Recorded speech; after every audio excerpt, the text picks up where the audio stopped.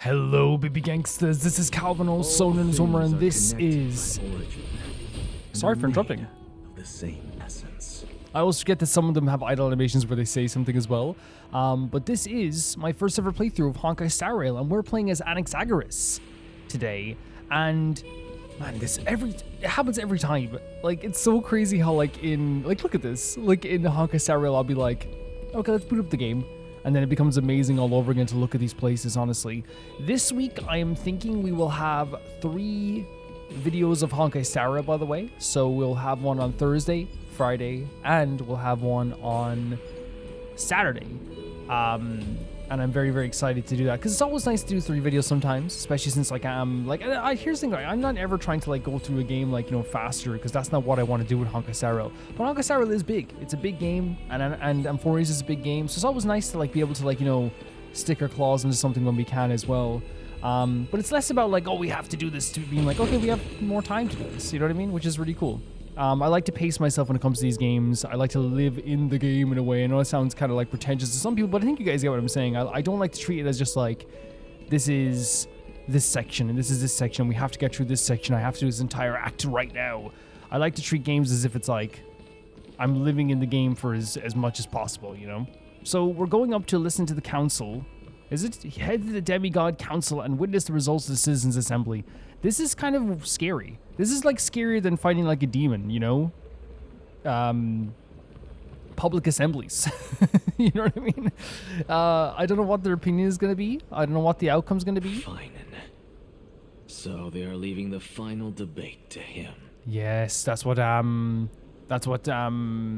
Aglaea wanted, right? Because he's more in touch with the people, or at least, oh my god, the people in the crowd as well. Perception-wise, they definitely see him as closer to humans than Aglaea. Let those Chrysos heirs who started this terrible war hear you. Jesus. Let them hear the voices of the people. What's so crazy is, this is also a tactic that people have used throughout history, which is rallying in a way that, makes you feel like you're a part of something. And I know it sounds like I'm saying that people are not smart, but that's not a nice thing to say about anyone. But the thing is, there is a situation where there is a feeling of, if you're in a crowd and people are getting riled up, there is some people that will go along with that regardless of what the thing is. So if you it's like when you go to a sports game and everyone's cheering, it's it becomes this infectious thing. So I wonder if everyone's gonna react in a way it's kind of yeah. Yeah, there we go. Not everyone though, which is good. Because it makes it sound like I'm being pretentious, I don't ever fall for that. I'm not saying, a lot of us don't. A lot of us don't do that, but there are some people who will get caught up in the crowd 100% because they just want to be part of something, you know? And that's still dangerous, too. It's very dangerous. As always, that woman knows how to stir up a crowd. Yeah, she's way more tactics based than she is, actual policy based, it feels you know? Everything she does is a tactic. Professor Anaxa, I thought you'd pass on this. Everyone must cast their vote, or this assembly would serve no purpose.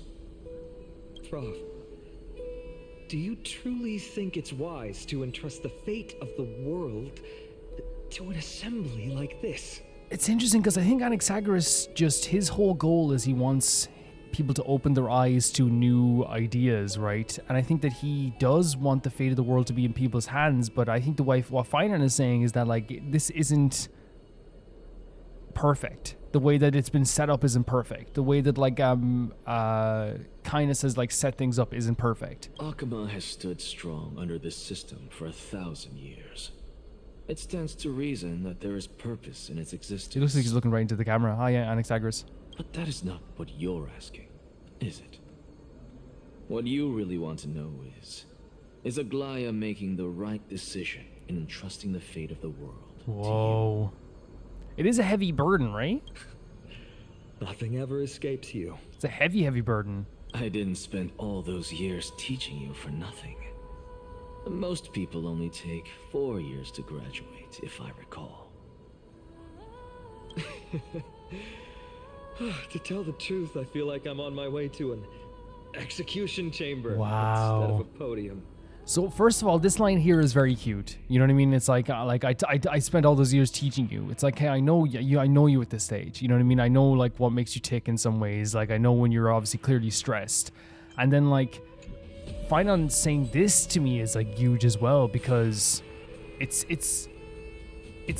like maybe he feels in a way, not intentionally so, like Aglaea doesn't mean him for it to be like a sacrificial lamb, but it can feel like that in a way where it's like, I am on my way to like a roaring crowd that literally is so, at least from the perception, like the loudest people are on her side, you know?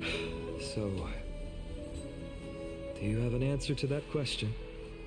No, I don't. I thought so. Because that question is not yours to ask in the first place. Oh, the aggression in his voice. Is Aglaea entrusting the world to you the right decision? Don't make me laugh. Oh my god. That is a question that woman must answer herself. Why are you fretting about this on her behalf? Or have you been seeing yourself as her pawn all this time? There's a very much an aggression and a bite to what he's saying here, right? It's like, I like, in a way, like you can read between the lines and be like, I spent years teaching you. I know who you are. And here you are, you know, trying to explain or trying to make sense of a decision that wasn't even yours in the first place. You know? She should be answering this. She entrusted you to this. She should be making that. She should be telling us why she did that. Listen up. I'll say this only once. Flip your perspective around and ask yourself this instead. What should I do to ensure that the world doesn't stray from the correct path? That is what you should be thinking about. Very cool. Actually, very cool. It's not, why did Aglaea pick me for this? It's, what should I do? He is saying like, everyone has their part to play.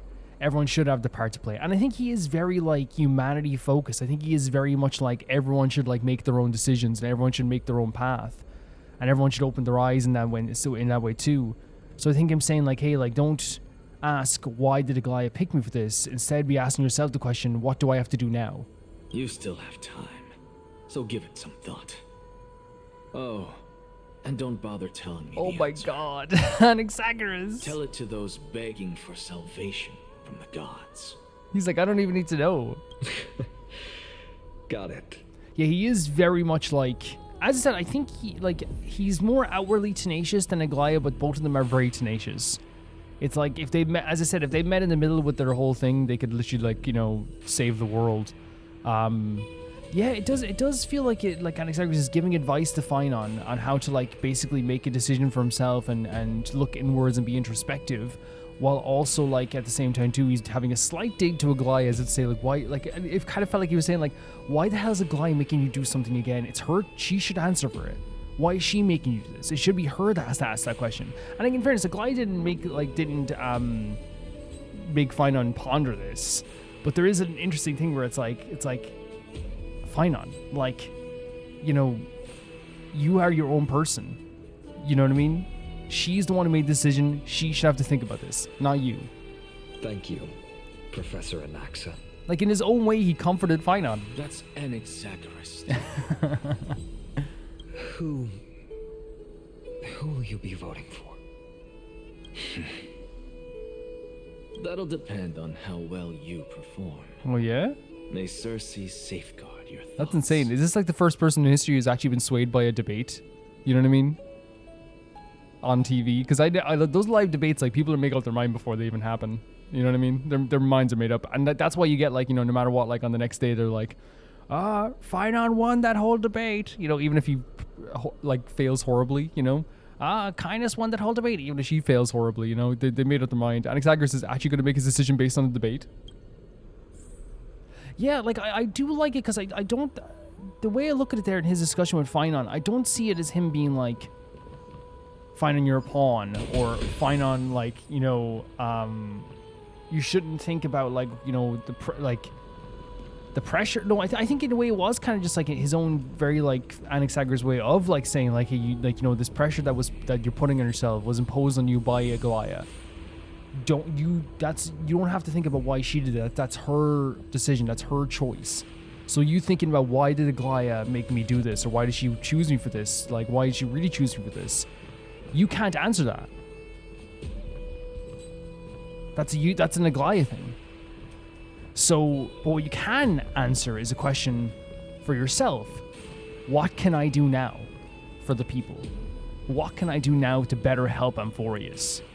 Like, in his own very forceful and, like, strong and very, like, direct way, it is kind of comforting. It's like, you can't control what someone else made, like, in terms of decisions they made. You can't tell, you know, in a war, you can't decide, you can't, make sense of why your king asked you to do a certain, what seems like an impossible task. The only you can do is choose what you do with the time with that impossible task, right? That's the only thing you can do. It's a very interesting way of, like, coming from people. By the way, I wanted to say that the glitch that's happening in my game, I reinstalled the game, it's still happening. So other people said they have the same glitch. I'm hoping that maybe it gets patched out with the next patch, but I might just have to report it to Hoyo as well, because I think it'll be less likely to get patched because I think Amphoreus is finished, right? So it's one of those situations where they probably wouldn't notice en masse that the Ornyx thing is broken. Whereas if a new thing was broken in... And again, I don't think it's the same for everyone, because I think some people don't have it broken. I think some people... I don't know if people have checked, but I know for a fact that, like, you know, some people said, like, yeah, that's not broken for me, but some people said it is broken for me. So yeah, I think I'll just have to report it to Hoyo in some way. 100%. Hoyo, my game's broken. Lord Anaxa, you're finally here. Mm-hmm. The last speaker for the assembly will be taking the stage soon. The resolution will be passed after that. Lady Kindness has reserved a special seat for you. Shall I show you to it? Sure. All right. This way, please. Sure. They actually not necessarily find things remaining the way they are. Peas and carrots, peas and carrots, peas and carrots, peas and carrots. Elders and citizens, Lygus. silence, if you please. As the Theoros, I present to you Phainon of Ides Elysiae, virtuous citizen of Akima, and the last speaker of the assembly. Much obliged, Lord Lygus. Phainon is such a beautiful, like, slight bass to his voice. I remember him. He's the penniless lad working for Aglaea. Penniless? Where's Lady Goldweaver? Why is she sending this guy to give the last speech? Is this really the end of the Flame Chase journey? Again, this is so interesting because this happens in, like, battles and in war, right? Where it's like, why is he leaving the battlefield? Why is he doing this? People tend to think, oh, maybe it's because, like, she has no hope for this, right? But I think it's actually quite the opposite. I think she has faith in Phainon, in my opinion. Can this dude really face down Kindness? See, the problem is with Kindness, like, so far, her whole tactics have been very, very, like, just be pushy, be a bit manipulative. You know what I mean? Like, I don't like the way she does things, but, like, it works.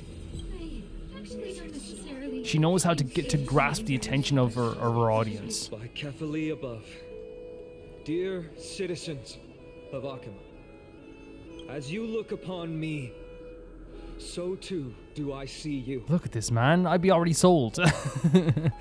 Be in the crowd. Yep, honestly. He's right. I see your fear and misgivings, your apprehension about the discord between the Chrysos heirs and the Council of Elders, and your uneasiness about the future of the Holy City. And that's the thing, a lot of people are very uneasy. Yet, before you contemplate something as grand as the fate of the world, I ask that you look closer. Look beyond the horizon illuminated by Kefali, at the crisis threatening to overwhelm us. What? Ides Elysiae, my beloved hometown, is a village forgotten. Whoa, he's by mentioning his time. hometown. It is a place with the most invigorating breeze Whoa. and wheat fields that spread all the way to the sea. I once thought that there I would enjoy a lifetime of peace and quiet with my friends and And that's family. so important from him because remember, he legit, like, saw no point in fighting, no point in war. He thought people who went to war were dumb because he loved the peace that he had in his hometown. How I wish I could invite all of you to that paradise, far from the noise and chatter of the world. Whoa. Alas, I can't. His voice here as well, the shakiness, the emotion. Because she and all that she nurtured, all that I loved, Oh, they have long been devoured by the black tide. My beloved home is no more. that's what they were. He's talking first of all. Again, the emotion in the voice acting is incredible. How it switched up to like, you could tell it was building up, and like, you know, it's almost like he wants to cry. It's almost like he wants to be fully like tears flowing. But he's talking about the pink-haired girl, right? The girl who nurtured all that he loved, I guess.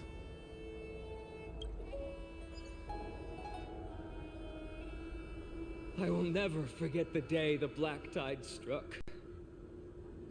My father, Hieronymus, fought with a broken sword to his last breath to protect his child. My mother, Aldada, she was ripped apart by monsters. Also, I might live to stand before you here and now. Jesus Christ. And that is what they said. Remember the survivor's bias. Like, hearing this, how could you ever not still be, you know, you'd still be terrified of the black tide. Ripped apart, the way they phrased that. Galba, he was a hunter. But in the end, those arms that once drew a bow instead embraced Piso, his beloved son.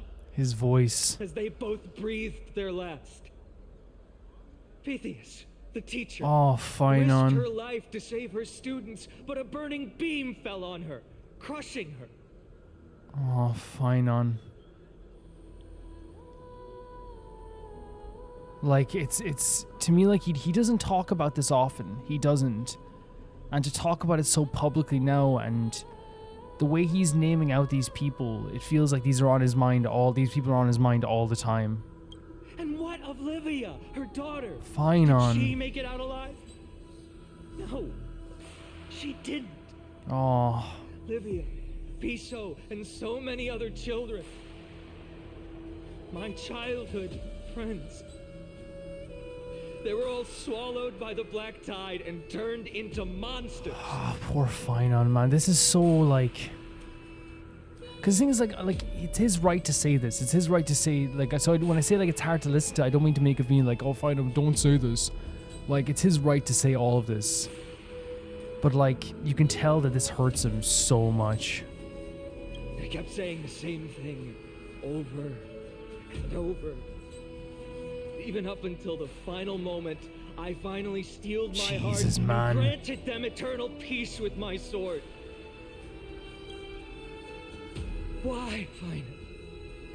Aren't we the best of friends? Oh my freaking god. My freaking heart, man, my stomach. It's so crazy because, like, it's actually like, and I hate to be just like, this is really good writing, but it is to be like the character who is heroic, clean, the personification of a epic hero from a you know, an epic story, has had one of the darkest pasts, but doesn't always let it show on his shining, you know, face. You know, it's like, this is the guy who was probably the most welcoming and supportive person you could meet just on the surface. And have such dark feelings and memories under the surface, you know? Were you expecting this, Aglaea? Were you expecting this? That is the black tide. A looming threat that can bring Akuma to its knees any time. Kindness may have promised that with the 3 titans of Calamity Con, Akuma will return to an era Chrysia once more. And now you see that sadness has turned to like a mix of anger and sadness. There's an aggression we don't always hear from Phainon, that usually we only hear when he's about to fight someone, you know? Much as it pains me, I must disappoint you.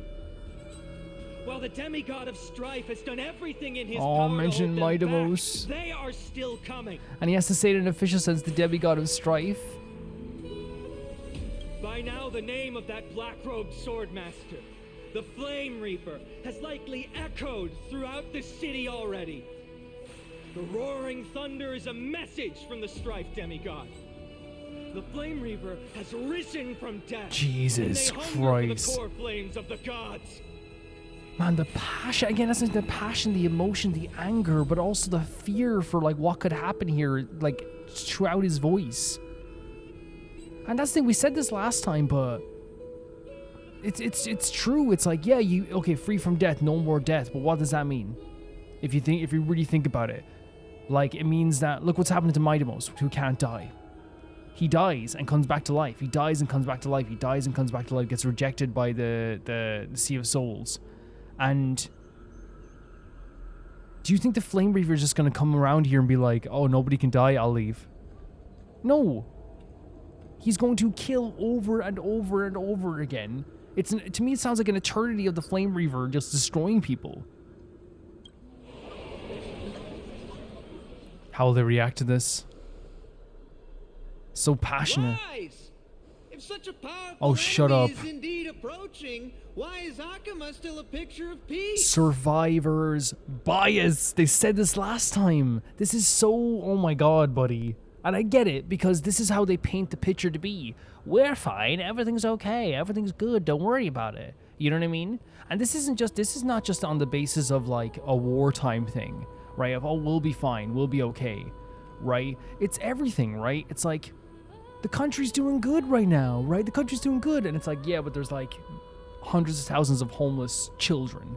It's like, yeah, no, but the country's doing good. It's like, you're doing good, aren't you? You have food on the table. It's like, yeah, you're doing grand.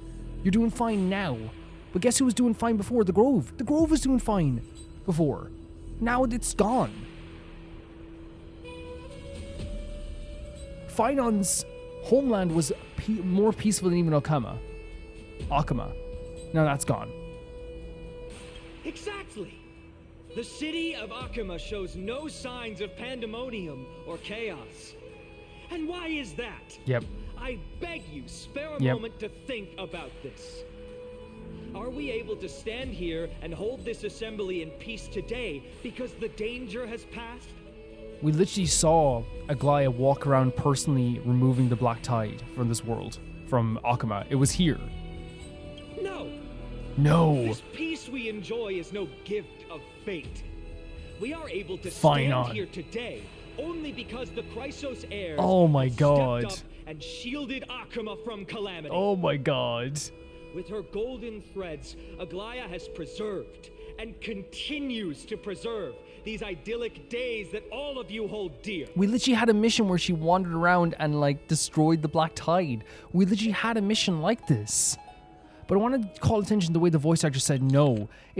He's gone from being shaky and emotional, to emotional with like a little bit of anger in him, to like very outward like frustration, to now I feel the confidence is way more. Like, listen to this note. This no is like just like so like I don't know what to say. It has a lot more confidence in it, but there's still so much passion and it's less shaky than before. Listen to this no. No. You know what I mean? It's just like so simple in terms of a voice acting thing but we don't even think about it sometimes, where it's like he's changed so much throughout this speech. And here what he's saying is like so true. This happens all the time. It's like, why do you think that like, you know, you're doing so good right now? Why do you think everything's going so good right now? Again, the reason you can't fathom the idea of being unsafe is because literally we just recently had it. We've been fighting against the Flame Reaver. Stell, Trian, and Castrus literally almost died to protect. I know Trian's gone, but you know what I mean, at the time, to protect Akuma and stop the Flame Reaver for a bit. Council of Elders claims that Aglaea will one day forsake the people because her divinity is eroding her body. Do you hear the and soul. confidence? But ask yourselves this. Rather than offering her aid and support, why do they choose to watch and push Akuma away from the Flame Chase journey? Oh my god, get him. The answer that no one can bring themselves to speak of. A truth stained in blood get him. and buried in greed, fear, and vanity. Allow me to lay it bare. He says I'm gonna say exactly what it is. It is because the Council of Elders, which bears Akima's history and honor, along with this citizens' assembly we once took so much pride in, are now infested with vermin. Oh my god!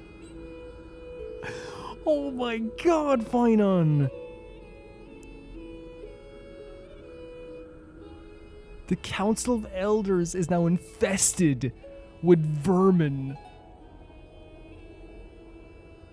Think about where he started with this whole speech. My heart's pounding, and then he got here? Phainon. Squeaky clean. Heroic. Insolent whelp! How dare you! This is so crazy to me, right? Like, this happens a lot in the world now, too. People worship these people. You shouldn't worship the Council of Elders. They're supposed to work for you. Insolent! How dare you insult my politician? It's like, what are you talking about? They work for you! You insult... What, you're insulting God now when you insult the Council of Elders? You're just a citizen. If they left tomorrow, nothing would change for you. It is true that Aglaea has reached her limit. Why? Because she has been working tirelessly to weave the voice acting here is defenses of our so holy good. city against the encroaching evil. Oh wow, these vermin are making up baseless accusations about her and scheming in the They shadows. literally sent Castrus to her to try and corrupt her. Like, for God's sakes, like, it's so crazy. I love Phainon doing this, man. My blood is boiling, but like in a good way. I'm like rallying, man.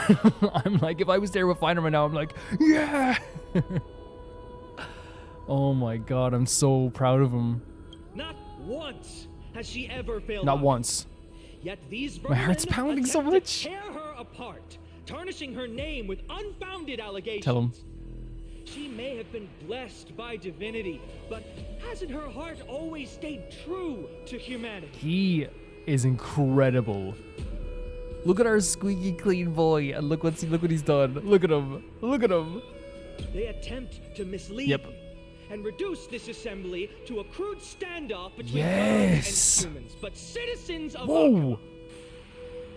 Once more, I implore you to open your eyes and Yes. look at those around you. Yeah, sorry for interrupting, but we got to hear this They again. attempt to mislead Listen to this. and reduce this assembly to a crude standoff between gods and humans, Listen. but citizens of Akama.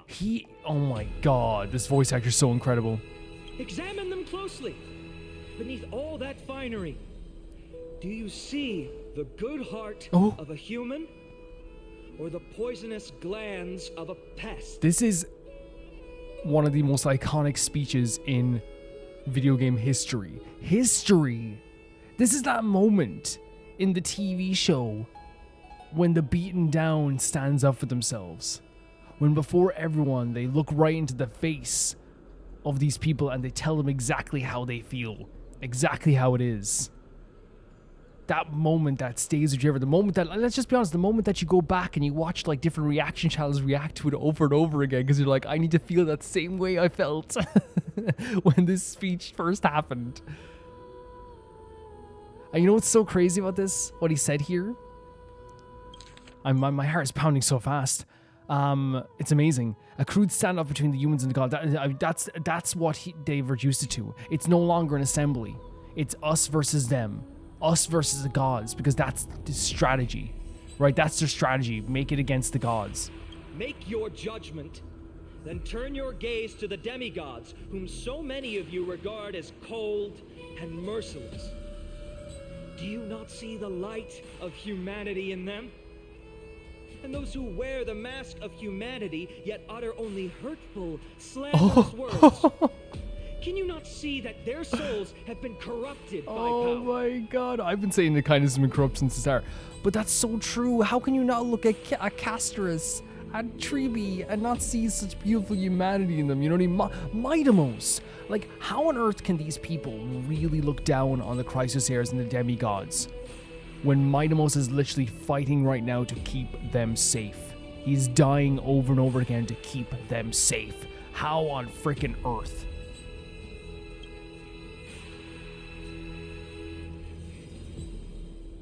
Yet, no matter what your answer is, and no matter who your vote goes to, rest assured that you have nothing to fear. You do have something. You have something to fear. I'm gonna start a rebellion. For Aglaea, Trebios, and I will remain your faithful guardians and pledge our lives to upholding your decision. What's so incredible about this is the right way to phrase it. Because we are truly here to help. If we win or we lose, no matter what happens, we are going to make sure that your decision is made clear. And if kindness loses, she's going to go back to manipulation. She's going to go back to the drawing board of manipulation. And this vow will stay true until the end of our days, where it will be passed on to future flame chasers. And future demigods, I suppose, and future gods, and future titans, I guess. A steadfast and unwavering promise that shall Frickin' endure hell. through the ages. Please cheer. I'll even take a slow clap. There's some chatter. There's the girl who said insolent pup. Hey, leave my politician alone. Leave my politician alone. I treat them as my parent rather than a person who works for me. Look at that. Oh my god, Anaxagoras. Oh, there's a tiny smile. It's like the tiniest thing. Look at it. It's tiny, but it's there. In an uproar, resentment leaders from different cities of Akama throwing pieces of pottery into the Dolium? What? At the present time, on the scales of Talentum, those who call for the continuation of the Flame Chase journey, and those who demand its suspension. Can I say I'm so glad Phainon didn't hold back? Because I feel like this is the moment where you finally say exactly how you feel. And they've had to tiptoe around the Council of Elders, but now they have nothing to lose. So instead of doing the whole like, yes, Lady Kindness, we'll be sure to come to terms with that decision soon. Yes, Lady Kindness. Yes, all this stuff. Like, because you even saw it, they had to be like politically, like kind of like very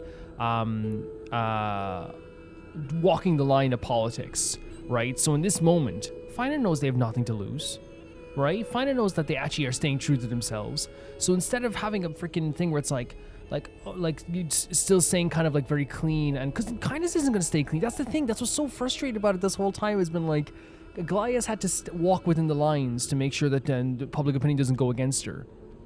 But these freaking crazy, absolutely bat poo insane Council of Elders, what they do instead is they're allowed to say whatever they want because they're that side where it goes, they tell it like it is. They're telling all the truth, man. They're telling the truth, you know?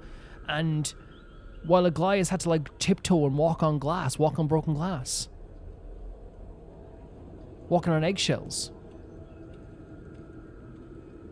It's so cathartic to hear Phainon, our squeaky clean. I know, by the way, he's always had depth. I want to make that clear. He's always had a story of depth. He's always been a very, very interesting character. But I mean, like, in terms of like the character who has been outwardly facing like the pinnacle of heroism, be the one that tells it like it is cathartic. It means the world. It makes me want to scream. Each faction holds an equal share of votes, resulting in a perfect balance. As expected, this is the moment when the Flame Chase journey is the closest to its end. And now, it's your turn to vote, Lord. Oh man, my hair is pounding. Is there anyone else who hasn't voted? No, you're the last. Cast your vote with What? care, for your decision What? will break this. So he decides he's the deciding vote. I have long since made the decision. Very well. May you bring much needed change to this farcical world. See, the thing is, he could still want the Flame Chase journey at the end, but there's also a part of me that also feels like he just wanted people to open their eyes a little bit to like nuances. And I wonder if he's satisfied. We don't know. Wait, do I choose? Last vote. Do I choose? Always the performer. Talk about a grand Can we talk to Aglaea? entrance.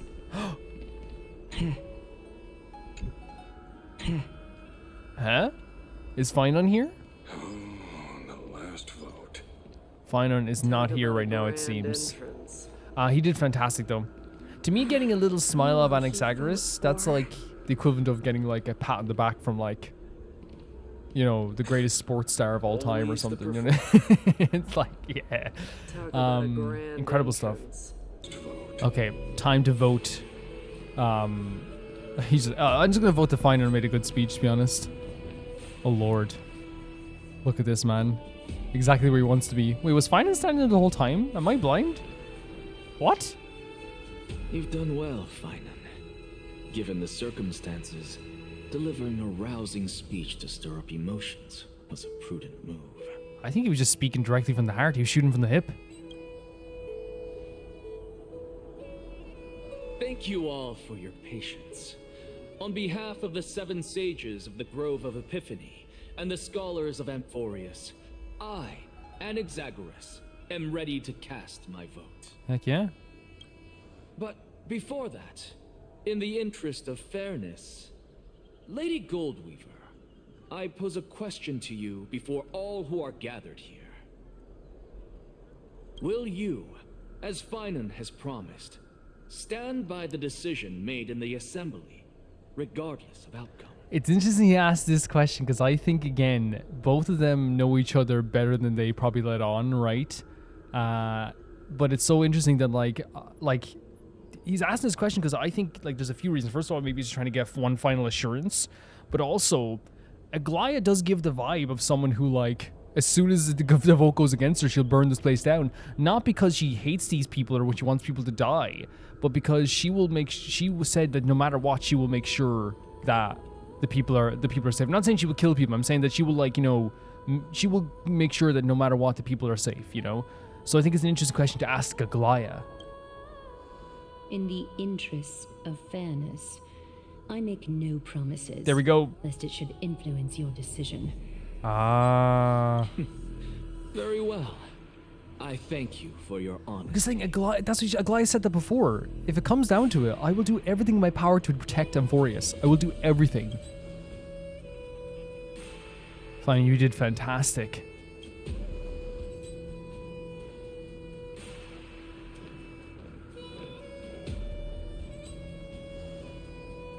Oh my god, my heart is...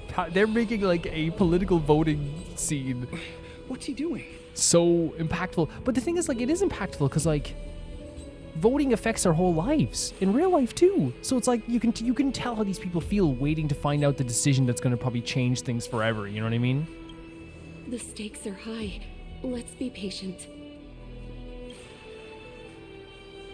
Cut the act! Who do you think you are wasting our time like this? Oh my god. No wonder he's hanging out with the girl who was like, my politician. My baby politician. Don't leave them alone. There's the baby in a blue suit. Like what the... Calm down, dude. Lord Anaxa, please do not forget Hey, that I... hey.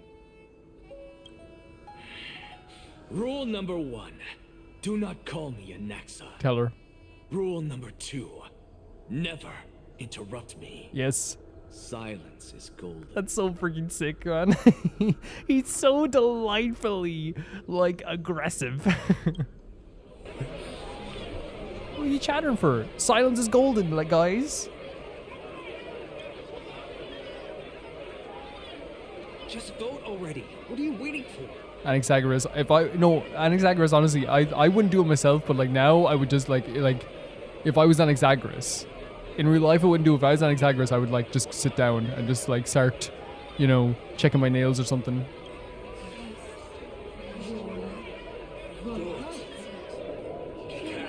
What the hell, man? He's so pretty.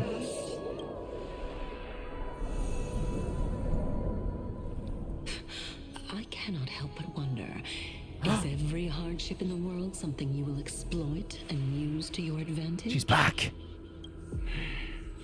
How else am I supposed to make use of this situation where my body and soul are separated?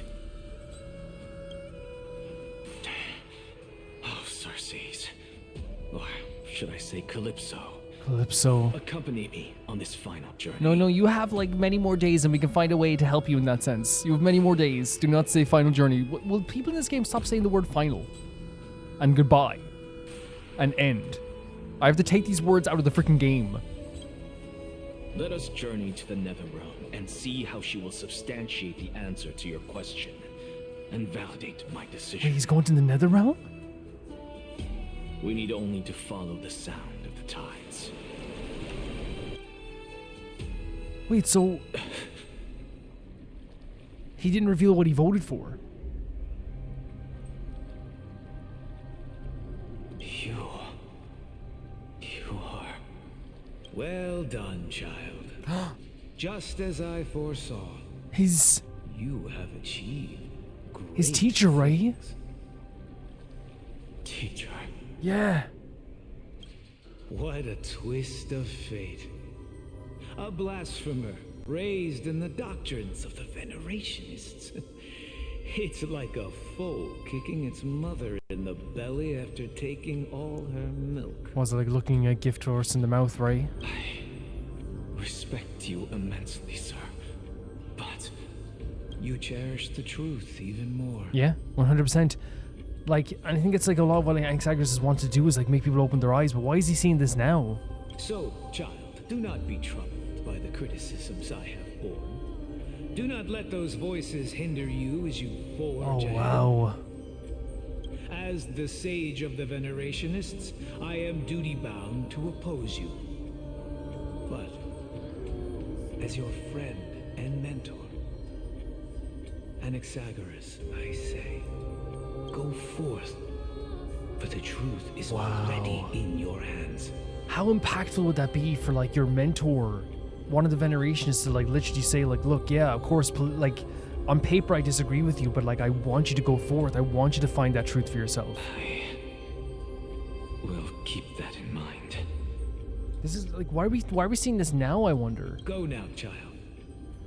Your lonely pursuit is about to welcome a new chapter.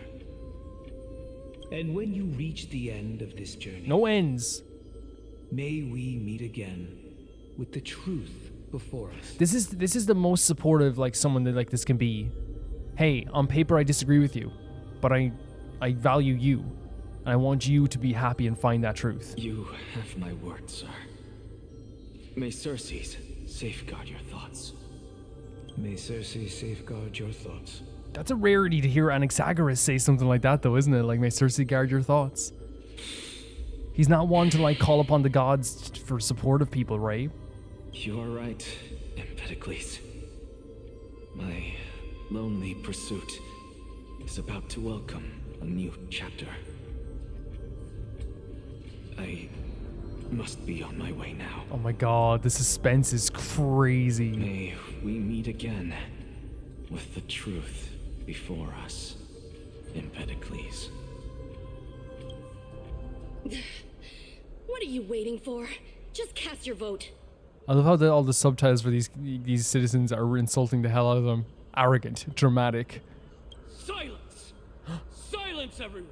Whoa, Anaxagoras raising his voice. Behold, Circes, here at the center of the world, I shall write the final step of my proof.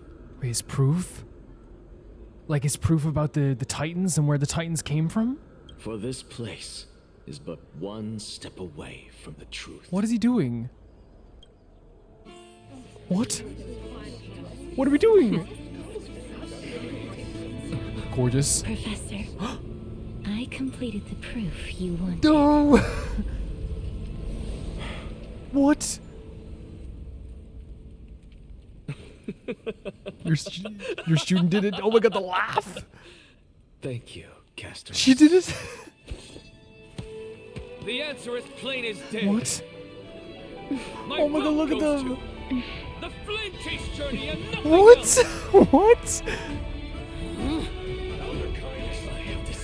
Oh my god, look at Phainon cheering. What the hell?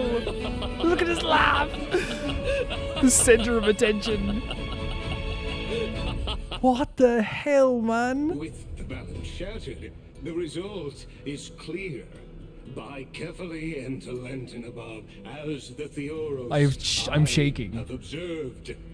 So she found this. I'll have to be honest, guys. I don't exactly know what this piece is that he threw on the ground, but I'm sure they'll explain more of it. Maybe they did explain before, and I'm just like blanking. But he chose to continue the flame chase journey, which I think we kind of thought that there was a possibility he could, because but like it was about like finding his own truth, proof of the truth, being step away from the proof of this truth. Because what he wants is the truth. It's not just to go against the flame chase journey; it's to find the truth. No! Lygus, you can't! You gotta respect the decision. Anaxa, what have you done? Have you lost your mind? I hope you are prepared for the harsh punishment awaiting you. Wait. Mark my words. You're saying this publicly? Make sure that clever head of yours never forgets the price of I hope betrayal. everyone hears this, because like this is like what? So this is the standard again that people hold different people to. So the crisis heirs are supposed to sit there and go, oh yeah, we'll respect whatever decision you make, but I'll punish you. Have you forgotten? I told you that happens to be one of my rare talents. You put on such a grand performance just to aid their preposterous flame chase journey. This is incredible. This is incredible. Performance? No, you are quite mistaken. I may be paranoid by nature, but I've always been known for my honesty. I feel like all of his stuff has always been like a pursuit of the truth, right? If you really understood me, Lady Kindness, you'd realize that I never had any interest in your pathetic little game of politics. Factions, standpoints, they are jokes in my eyes. Yes. I have never once switched sides. Because he wasn't on Aglaea's side. Because I, and I alone, am the truth. You're the truth? You embody the truth? Lady Kindness, with all the citizens here as witnesses, Exactly. we should honor the spirit of democracy and respect the decision of this assembly. Yeah, because again, it's a double standard that the crisis heirs have to sit there and go, because she was confident, they'd sit there and go, yeah, we'll accept it. Yeah, we will. We'll accept the decision no matter what. I have observed that Arkema has chosen her destiny. This citizens' assembly has resolved to continue the flame chase journey. Yeah, there we go. This resolution shall be put up on the wall of heroes, such that all citizens are aware of the city's way forward. So first of all, I think what Castrus gave to him was proof that it is true that that humans become the Titans, right? And humans will embody the Titans, and there's a cyclical nature to the world, right? Where humans will become the Titans, and that will happen over and over again. Anaxagoras is 110% a character who like respects the truth above all else. And I think that's what we're getting here is Anaxagoras like following the truth and following what's real and following what's actually like helpful rather than following any political ideal or faction. He knows the Black Tide is dangerous. He knows it's on his way. But now he also knows the truth about the Titans too. Kindness. I think we know why she's reacting like this is because she never cared about the democracy aspect anyway.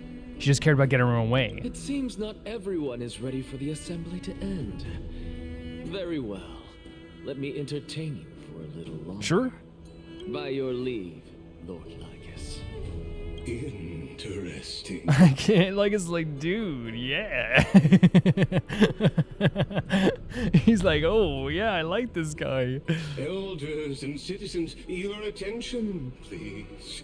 Stay for a moment more, if you will. Anaxagoras of the Grove of Epiphany has an announcement for the assembly. What is this performer up to now? The most impatient assembly ever, you know what I mean? Just moments ago, all of you made a decision on the fate of Amphoreus. As a supporter of the Flame Chase journey, it pleases me to see the choice you have made. but I regret to say that I still harbor doubts about this outcome. Thus, I hereby challenge this resolution. What? Wait, does he want... I think there's a part of him that wants to support the Flame Chase journey because it means that maybe, in a way, he can also ascend to godhood, right? And titanhood? But also, at the same time, too, maybe he wants some concessions, maybe? Tell me, who among you dare swear to Kefali's name that Era Nova will truly welcome the fairy tale ending that the Chrysos heirs have promised? A beautiful new world free of calamity and madness? We know that he's been proven right, that there is a cyclical nature to the world, right? That like people will become the Titans and that everything will start kind of again in the same cycle. So he knows that this idea of like the Era Nova might not be true, right? Because Castrus found that proof through Polixia? What is he getting at? No one? Must I pick somebody to answer? Very well. You, the one acting so wise and profound, in front of all present here, do you dare swear that it will happen for sure? Look at the side smirk as well. No? Fine. Next. You, the one with ignorance written all over your face. I wonder exactly what he's doing here. You. Do you dare swear by it in front of the Titan? What are you trying to do? Yeah, this is so interesting to me. I wonder why he's doing this. Useless. Your turn, then. With that smug look of yours, you must be confident that the Flame Chase journey is the best course to take, right? Hey! Mind your tongue! Again, it's interesting to me that he's asking all these people who have like, you know, who are supportive of the Flame Chase journey to be like, well then, are you sure it's actually going to happen? So, no one? I see. In that case, Phainon, answer me this. Your speech was filled with such passion just now. How confident, then, are you in making this promise? He's such an interesting character, isn't he? Professor, what are you doing? He's like the one because like I feel like again he is the definition of just when you have all the answers, Anaxagoras changes the questions. He is the definition of that. Let him continue with his Performance. So Aglaea sees something in this? Will you look at that? Even Phainon and Aglaea lack the courage to make such a promise. So everyone's gonna be like, everyone's thinking now, why did you vote for this then, you know? But he has obviously something he's thinking about here. And what's even more absurd is that no one but I can promise you this new world. And yet, the Assembly passed the resolution anyway. Nobody but I. But you needn't worry, because I knew better than to trust you for nothings. That is precisely why I am here today. To give you one final lecture. What is he doing? Now listen up and listen well. I, Oh my. Anaxagoras of the Grove of Epiphany, hereby declare... Oh, what are we declaring? What are we declaring? Look at everyone like standing up and like, you know, unfolding their arms. Everything that the Flame Chase journey promises is true. Whoa. Phainon of Ides Elysiae, the prophesized demigod who shall succeed Kefali, will reforge each and every one of us in the new world with his complete, intact memories. Wait. He's saying Phainon's gonna be the one to succeed Kefali. When before he thought that he maybe wanted to do it, right? Or at least forge his memories with Kefali. What? What the hell? So he's like saying, I know this is true. I know that the Flame Chase journey has like the power to do this. But it's gonna be Phainon with his intact memories, and that's the important part, the intact memories. The core flame-bearing titans were the Chrysos heirs of yesterday. And the Chrysos heirs who carry the core flames today will become the titans of tomorrow. The shocked sound for everyone. He revealed it all. He revealed it all. All of our souls shall endure for eternity in the miracle of the World Bearer. And all under Kefali's protection shall step into that new world. So he wants Phainon to create a new world, but with his own memories. So it's actually like, well, I wonder would that break the cycle? If you're able to create this new world in your own image, you know, rather than doing it in the cyclical nature. Anaxagoras dropping it like this, by the way. I love this, by the way. True scientist waits until he gets the exact proof from Castrus. What? Are you saying that we must bow down to you and worship you, even in our next lives? Cainus just realized that there's an eternity of again, it's interesting that she says, like, bow down and worship you, when in reality it's like the Chrysos heirs don't ask for worship. They just don't. They don't ask for it. Your own hatred makes it feel like it's worship. Enough, you blasphemous imbecile. How dare you try to deceive us with all these lies and falsehoods? How can you prove? We literally have someone who met Thanatos. I told you, don't interrupt me. But since you've asked, I shall be kind and indulge you. My statements are based on my experiments on the divine body of Kephali themselves. This is huge. You heard me correctly, everyone. With the tacit approval of Cainus and the Council of Elders, I fused my soul with a god through alchemy and learned the truth behind Era Nova. Well, how would you even react to this in the crowd?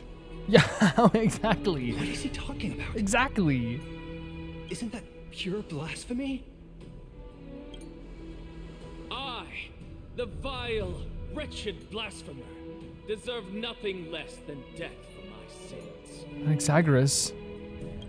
And the Council of Elders, which granted me consent and aided in committing this atrocity, should face punishment alongside What? me. Wait, did Anaxagoras... First of all, like, I know he has, like, what? He has only days left. So that's why he might be so okay with, like, dying for a cause like this. But, like, he's bringing them down with him. By the gods! Oh my Even god. Cainus has betrayed Akama. Oh my god.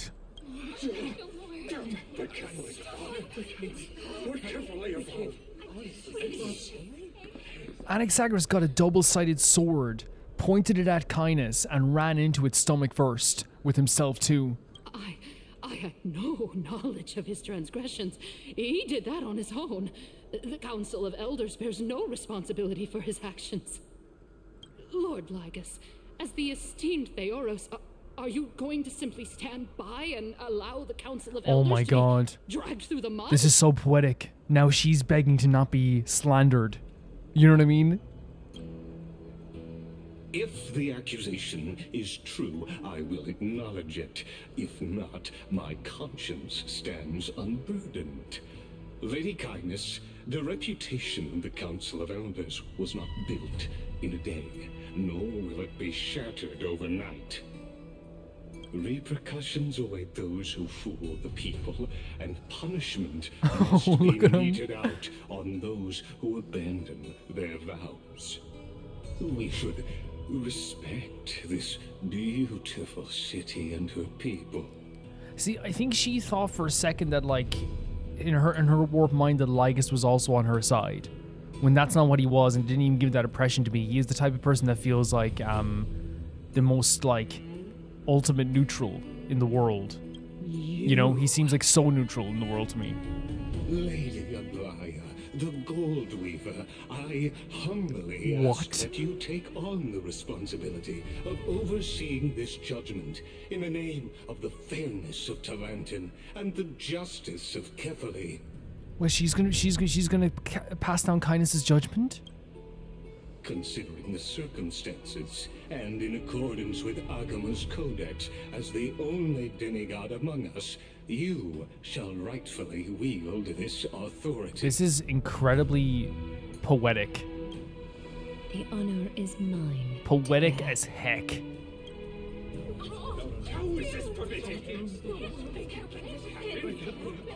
Like, this is, and here's the thing, right? This is years and years of slander from Cainus that has caught up to her.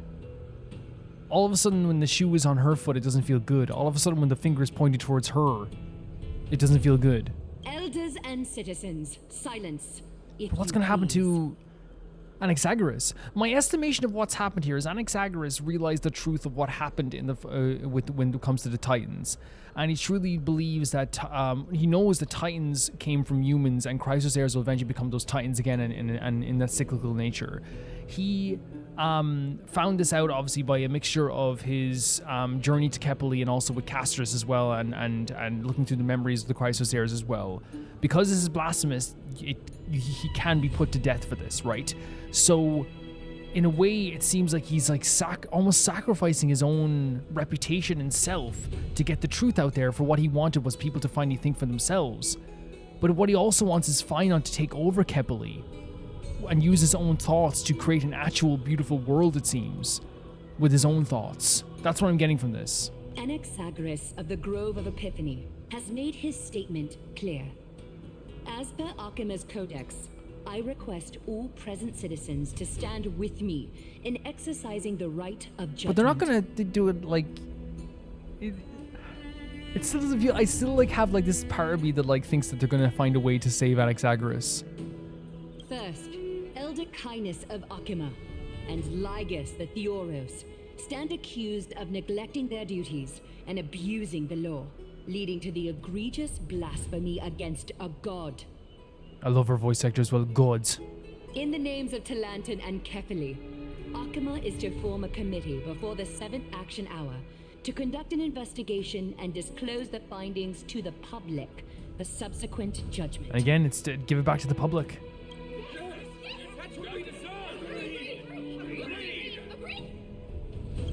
Curse you. It's legitimately poetic. It is. It's the character who goes around slapping people, getting slapped. It's the character that goes around insulting people, getting insulted. It's the character that goes around bullying people, getting bullied. It is poetic as heck. Now, concerning Anaxagoras of the Grove of Epiphany, he has confessed to grave blasphemy against Kepeli. I know this is wishful thinking, but the fact is, he gave the truth to the people through this blasphemy. To me, that's a worthwhile trade.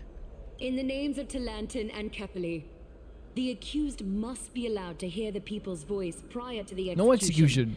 For a chance at a reduced sentence and possible Yes, pardon. there we go. I love that word. Calm down. This is what's so, really awful about this type of stuff. Is that, can you imagine someone coming to you all and saying, this is the actual truth, I've exposed the truth behind the Flame Chase journey, I've exposed the truth behind the Titans. I'm giving an accurate depiction of the world itself, and everyone goes, kill him.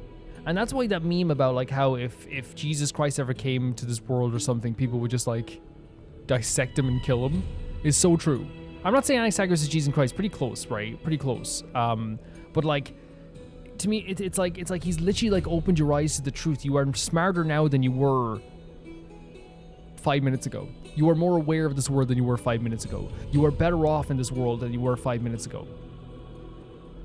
And it's like, kill him. You know what I mean? Because the blasphemy part matters more to them than the actual knowing the truth part.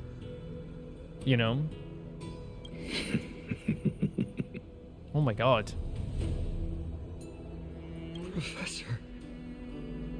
Yeah, Phainon knows what probably. I think Phainon gets his mindset. I can't deal with this now. I can't deal with this. We just had the stuff with Castrus. I cannot deal with this. Shut up. Shut up. No, shut up. And he's smiling through it. Don't. Anaxagoras, run. Do something for me. Please. Shut up. Be quiet. What decision will you make, Lady Gold? Oh my god. I know he only had days left, but I thought we had like more time. Please. Enough with the hesitation, Aglaea. This is not like. Oh my god, and one final poke to her as well. My heart is like it feels like it's stopping. Shut up. Let him die. So brutal. Then, in light of the people's Aglaea. voice, O Talantan on high, may you bring death upon him. Stop. Don't do this. I understand what the story is, and I understand why Anaxagoras did this, and I understand, like, he's making, like, this ultimate, like, sacrifice for the truth. And so that Phainon can, I guess, become Kepeli in the end, and maybe bring forth a new world. But that doesn't change the fact that this is painful as heck. You're cheering for someone's death who literally made you smarter. Imagine someone giving you real information and then wanting to kill them. You're all idiots. I never call people idiots, but Jesus Christ. He made us smarter, but he insulted our God, who we were willing to abandon like 5 minutes ago. Stop. What? What is happening? Oh. Wait, are we in the Sea of Souls as well? A sea of flowers. It's beautiful. It's absolutely gorgeous. That's my estimation. Anaxagoras is letting himself come to the chopping block for a chance for the Flame Chase journey to continue so Phainon can become Kepeli and bring forth a new world. Something that he thought he could do and he wanted to do, but I think he realized he can't do it. That's my estimation of what's happening there. Man, I get... See, the thing is as well, guys, like, it's like, for me, like, I always talk about how, like, I always expect to cry at some moments because I am a crier. But there's still, I could think of, like, this, like, delusional part of me that thinks that Anaxagoras is going to find a way to do, like, a freaking, like, smoke bomb and get out of there, you know what I mean? But then again, it's also like, he knows he's dying. He knows he's dead. He's already dead, right? He knows he's gone. It's difficult, man, but, like, I'm going to still hold out delusional hope, okay? If that's okay with me. It is okay, Calvin. Thank you. What is this place? Yeah, we're us being here now as well after stuff with Castrus and Polixia. This music. This music is gorgeous. Allow me to reintroduce myself. I bore the name of Castrus while walking among the mortals. Oh my god. And now, I stand as the demigod of death, the living side of Thanatos. The two sides of Thanatos. Oh my god, that hit so hard so quickly. Welcome to my realm, where the west wind ends. Oh, Castrus. Look, this place is stunning. It's absolutely one of the prettiest places in this game. Mom, I made it. My character arc is fine. It's a beautiful place. Every departed soul who has arrived here has expressed the same. Did you know? Every flower here was planted by Thanatos themselves. Jesus, man. These flowers were originally both lifeless and immortal. But in the first rain brought by the River of Souls, they were given new life, flourishing as the bearers of countless souls. So...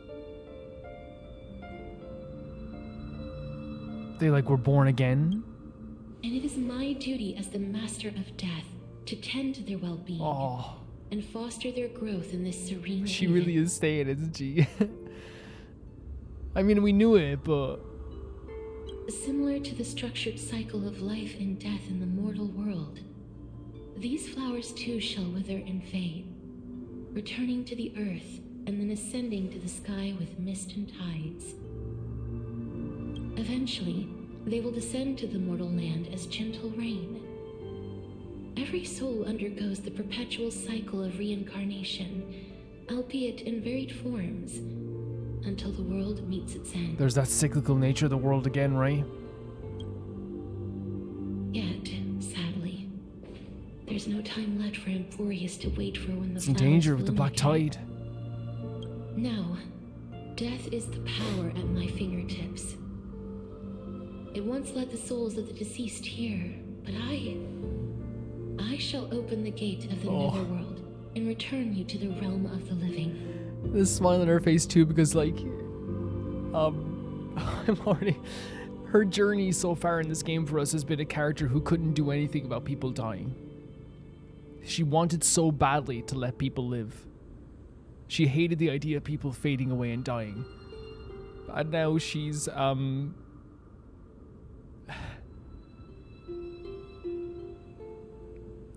now she's the person that grants death to people eternally, but also she's still got to do one thing.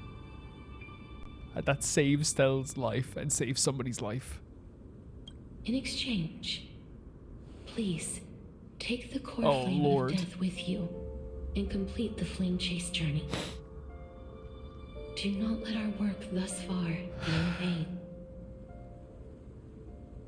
If I said this, I'm sorry guys, I would die. But I feel like it's very much like Stell thing to say. Like I know, like you're saying, well, Calvin, you have to play Stell what you want, but I feel like if I'm not trying to be like, oh, I'm a writer, but if I was writing a story, this is what Stell would say.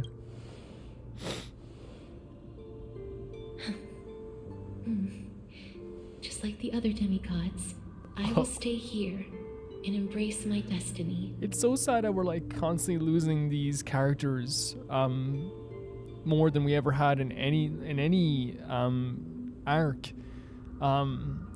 Because obviously I know they're not dying, but like to not have Maidamos with us all the time, to not have Trian with us all the time, to not have Castrus with us all the time, it's very, very painful. That being said, it is not easy to guide a lost soul back to the mortal realm. The whispers of death are sweet and alluring. If your determination wavers, you will succumb and be forever ensnared by the netherworld's grass. So she's like, you have to leave here, and you have to leave me, and you have to like not waver in your determination. This music is absolutely stunning. It's so beautiful. Please consider this a one-time exception. I will do everything in my power for the flame chase journey. Everyone's so determined on this journey now.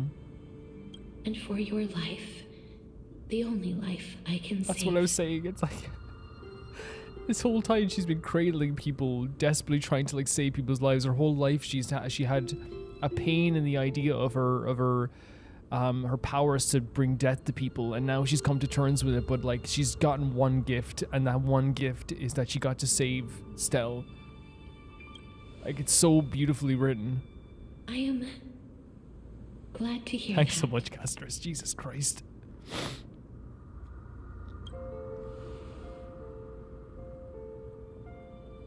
Over here! Keep moving forward and don't look back. What the fuck? Keep going. The Express is right here with you. I believe in you. What the hell is this? This is when they woke us up for the first time, right? Or is it when we were sitting on the couches? It's hard to tell with the background. I miss March so freaking much. I really do. Yeah, this is when they first woke us up. Just keep moving. Our mother.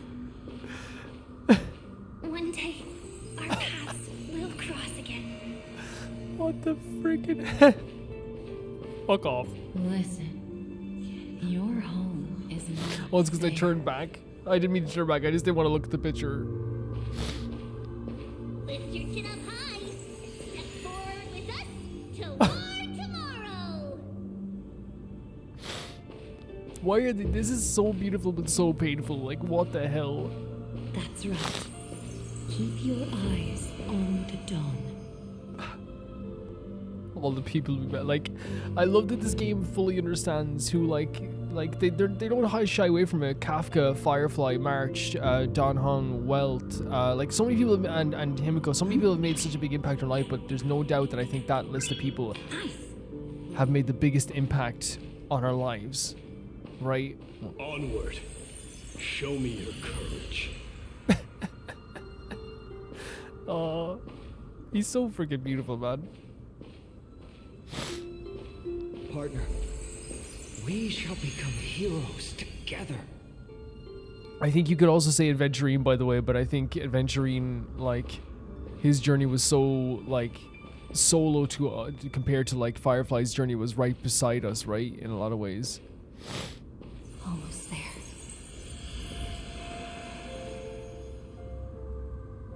That's the image we saw in the preview.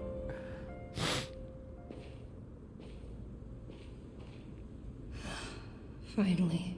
She's gonna come back to the living.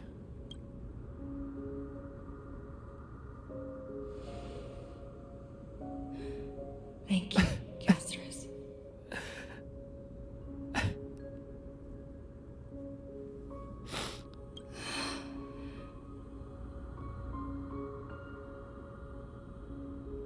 Since I've already made it to the end, maybe I can have one last glance at that sea of flowers.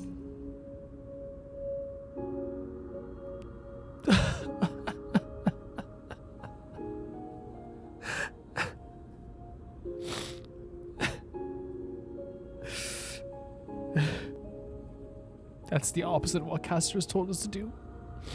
She told us to not turn around, to keep going, don't waver. Looking back is going to be wavering. When we try to look around, what did Kafka say? Your home is not there. Your home is not there.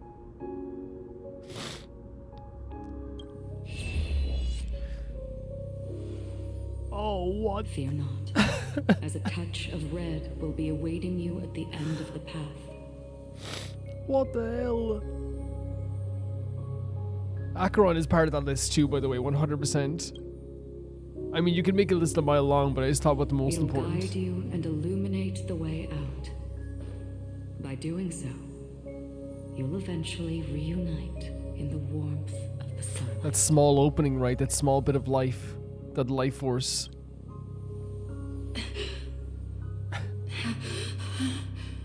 I love it. Like, honestly, makes sense that Acheron is the one who shakes her as well, by the way.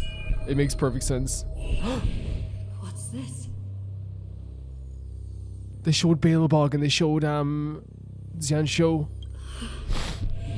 What in the world? Oh my god, they're showing all these memories. And voices. All of this is proof that you once lived. Oh. Your soul, your memories, the years you've journeyed through, and the path they revealed, leading you back home. So, continue onward. Do not stop moving forward, and do not let her sacrifice and the support of all who have stood by you be in vain. Over here, friend! Take my hand. Let's go home. Oh, look at her face.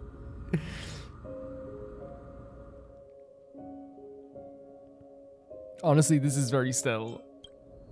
I think she's the type of person that leaves her house tomorrow and says hello. Oh, look at her running with Mem. Let the trailblazing continue. Oh. Let the trailblazing continue is a beautiful way to put it. I don't mean to make it seem like those characters are the only important characters in this world, because as I said, like for me, like if Jin Yuan showed up in that moment, I would have been balling. If like, you know, if freaking Sela showed up in that moment, I would have been destroyed, right? I think I just meant in terms of characters that like had, like I don't think there's many characters in this world that have had a bigger impact on us than like Firefly, for example. You know, and if you're gonna follow up characters with Firefly, you're gonna have to find, like, you're gonna have to dig deep. You know, Firefly would be the last if you're trying to, you know what I mean, in terms of characters. Because I think, like, you know, you could say, well, Calvin, like, Aventurine should be in that list, but I think sometimes I have a tendency to always think of, like, Stella and Aventurine being the best of buds in the world, when in reality, like, they gave Aventurine his own campaign in Penacony. He was like very much like very, not solo, because he had people who loved him too and people surrounding him.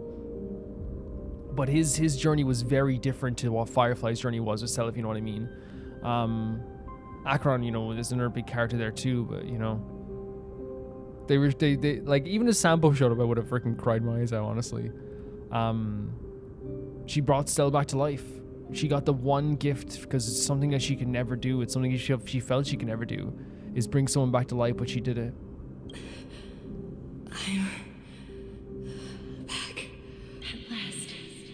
I knew you could. Is this what it looked like as she passed her soul on? So we thought this was her soul fading away, but it's actually her leading her into the mortal realm again.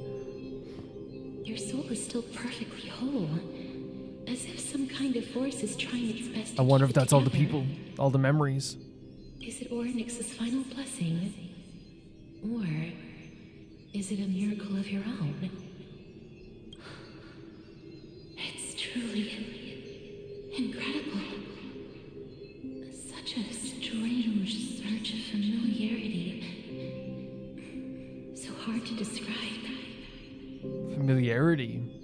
Perhaps it is fate, once again fulfilling its own design. Or perhaps it is the laws from beyond the sky, so familiar to you, that intertwined our fates long ago. I mean, that could be with Stell. What's so crazy about Stell? That could be so many things. That could be all the eons who've gazed upon her. That could be fate that has chosen her to be like, you know, a certain thing. That could be the memories of all the people that have surrounded her. You know, it could be so many things, right? It could be so many things. It seems that this is the riddle which cannot be solved anytime soon. The sensation of becoming a demigod is truly wondrous. It's as if the river of souls is winding its way through the depths of my spirit, transforming with each breath into a. So she's feeling what it's like becoming a demigod right now. The world. She can feel it like coming through her spirit. Do you recall that prophecy? At the end of the sea of flowers, the souls of the living shall warm thy fingertips, and after an embrace, there shall be eternal separation. Wait, so is this the final separation from her from Stell? I promised you that I would do everything in my power to give it another meaning. Now, as I stand as a demigod and destiny draws to a close, I can finally end it in a way that is as beautiful as it deserves. Oh man. I think because of the life of suffering that Castrus has had, her getting to have something beautiful at her ascension to demigodhood is all you can ask for a character like this. The wish I once sought, but could never grasp, is now within reach. In this brand new world, every blooming life will lift its arms in celebration and recount the profound meaning of this very instant. The wish I once sought.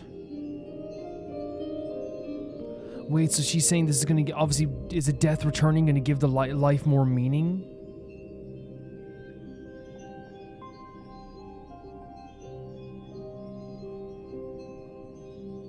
Every touch, every embrace we share will never again be an ice-cold loss. They will radiate with an intense warmth, sowing love far and wide throughout the land. Oh, come on. The other shore is very cold. Wait, what? May I borrow your warmth? One last time. Thank you for fulfilling this wish of mine. Oh. Is that Pollux? The place I'll be going to is what humans call the land Look how of gorgeous sorrows. this is. But with this heartbeat and the residual heat of this embrace, I shall turn the nether realm into a gentle place of rest. Wait, she's literally using Stell's warmth. Oh my god, she's even beautiful like in these particles, like what the hell? Oh my freaking god. This embrace may be brief, but it's the proof that I once lived. It is. Farewell then. night I hope. in the new I hope. world. It feels so like, obviously, what is this? That grand and absurd performance was what you've been seeking your whole life? It's so intensely like, you know, beautiful that not only does Castrus now bring meaning to death again and brings meaning to life for people, she also, as someone who felt like she would never get to really feel the warmth embrace of people, she's gonna bring that to the nether realm. That warmth, the proof that she was loved, the proof that people cared about her, and the fact that like the embrace not only is like the last time she embraced someone before Stell was that little girl who grew up, right? Because they would die, right? The last time she touched Stell, she didn't feel this warmth because there was no soul there. Now in her final moments before her ascension to being a demigod and going back to the Sea of Souls, she gets one last embrace, and it's with the person that really gave her this gift in the end. At least this motivation in the end. The little pencil animation was gorgeous in the end too. At least that's my estimation of it as well, and how she's feeling personally. That's my interpretation of it.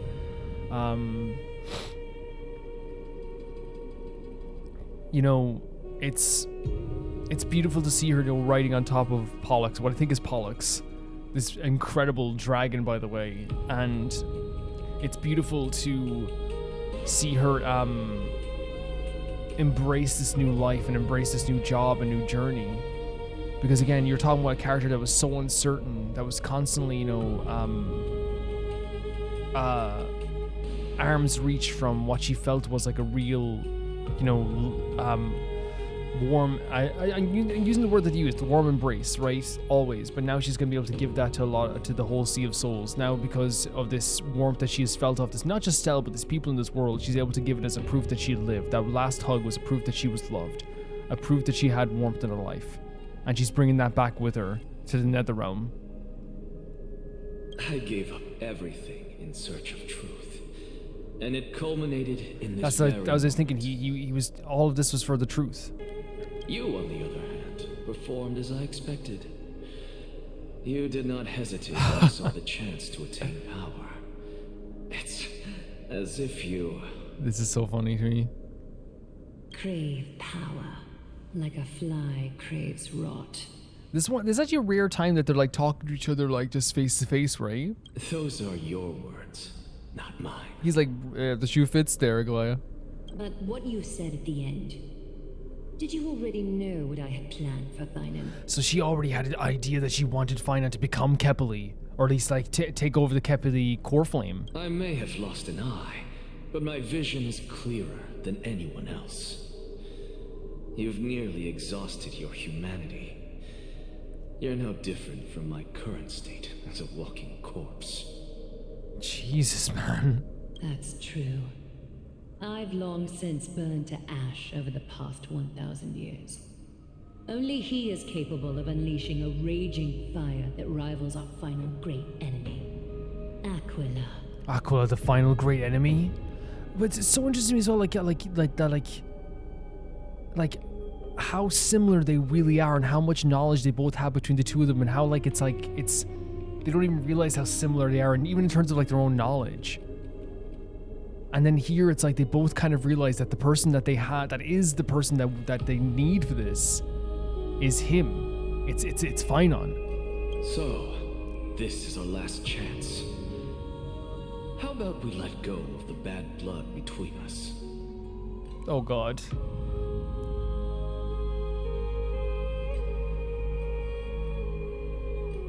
May I resonate with your core flame, Aglaea? What? Please do. That's impossible. To persist with your soul thinned to such an extent. What? You're insane. To shock Anaxagoras is a big deal. Just as you fight to lug your corpse onward to complete your unfinished goals, I have my own reasons for doing this. That's so interesting. Again, they're so similar. They are basic. They are. You know what they? You know what it reminds me of? It reminds me of a like 60-year-old wrestler trying to drag themselves to their final retirement match because they're not done yet. They're not done. The way she said this, dragging our corpses to the finish line. They both have these goals. They both are dragging their lifeless bodies. So her soul is so thinned at this point that like it's basically like she's a walking corpse. Until Phainon grows into his position as the prophesied leader. Oh my god. I must continue to lead everyone on the flame chase journey. I must keep inching forward, even if only as an empty shell. Like the way she says there, Phainon being the prophesized leader, he will be the leader of this entire journey. I've long predicted this was the case, but I didn't think you'd already lost so much. That's what I'm saying, they can relate to each other's tenacious, like, selves so well. How ironic. We would have avoided so many misunderstandings if you and I had just spoken this candidly before. Oh my god, please rewind back and find the episode where I said this. If they just talked. But casting aside our ideological differences, there is one thing you and I agree on. Phainon. That's so cool. The one thing that binds the two of them together amongst their differences, even though they're so similar in my opinion, is Phainon. Yes. He was born to be a hero. Yes. He understands the hearts of the people. Yes. And I can confidently say he is a far better leader than you. Only he is capable of fulfilling your mission. Well, I'm not going to say that, but I do think that Phainon, in terms of being a leader for the people, like, his passion at that assembly showed how good he is at this and how relatable he is to the people. 100%. Sadly, he is a man cursed by Nestia. Romance? But by my estimates, his horribly elaborate sense of style should not impede Aranova. That's the thing, he is a very romantic character, right? He is, but yeah. Congratulations are in order. We found common ground at the very end of our destined paths. I'm not ready at all. When you put it that way, it makes me want to take back what I said. Aglaea, we're back. Oh my god, there she is, and there's Darog as well. Oh my god, and Trinon also. It's so crazy when you think about it, because to me, it's actually a fantastic subversion of a subversion. When we got here, what's the first thing we said? Phainon is like a hero. Phainon is like the hero of those grand epic movies you'd watch in the 50s. He's like the definition of a hero. But the way they turned it on its head is by having this journey kind of being a very like united. It is very united, but it's like everyone's a hero, and Phainon has like a lot more like depth obviously to him. So then you go on to thinking like, well, he's not like the hero. He is a hero amongst all of the heroes. But then it's like, no, it's like the subversion is, it makes you think at first, this guy's the main character. You know what I mean? This guy's the main character. To then being like, everyone's the main character, really. And then you go, no, this guy is the man. You know what I mean? It's a subversion of a subversion. It's really, really cool the way they've done it. Come welcome our great hero reborn from the ashes. Yeah, she's alive. I hope he didn't hear your earlier assessment. It wouldn't be the first time I criticized him. A man should be aware of his own shortcomings. Yeah, I agree. I always like criticize Dan Hong all the time. I say, too beautiful.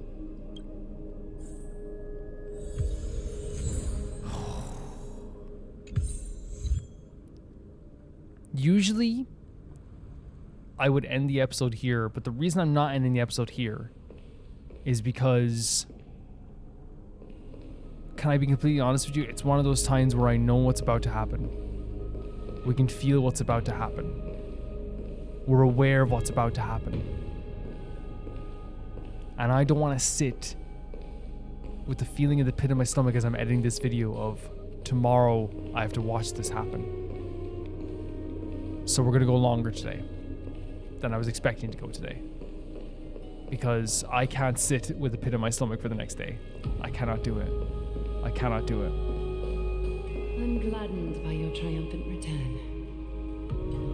It's funny that we're playing as Estelle's mother now, you know? Oh. But I don't see Castrus among the member. Oh, I love this too because she's not all knowing and all seeing. She doesn't understand this fully, right? Like, it's not like she's gonna understand everything. Castrus is forever. It looks like she not only helped me prove my theory, but helped you fulfill your mission as well. She is one of the most important characters in this entire world. She finally understood her origins and completed her trial. I believe she will always be at our side. I agree. That's like, he's losing, like, best buds every day now. She might not have been able to change her fate, but she still wrote the final verse of her epic. Yes. That's the thing. It's like, she, in the end, like, she went in with a different idea and came out with, like, you know, just kind of like reaffirming her fate. But like, the way she did it made her the warm person that she was always supposed to be. Made her the loved person that she was always supposed to be. She is going to be such a amazing force to have in the Netherrealm, it feels like. Dreamin, please recite the prophecy for us. Trailblazer, please surrender that scalding cool flame for us as well. Scalding, by the way. You are the only life she ever saved by her own hand. Yeah. In her 1,000 years on Yeah. this earth.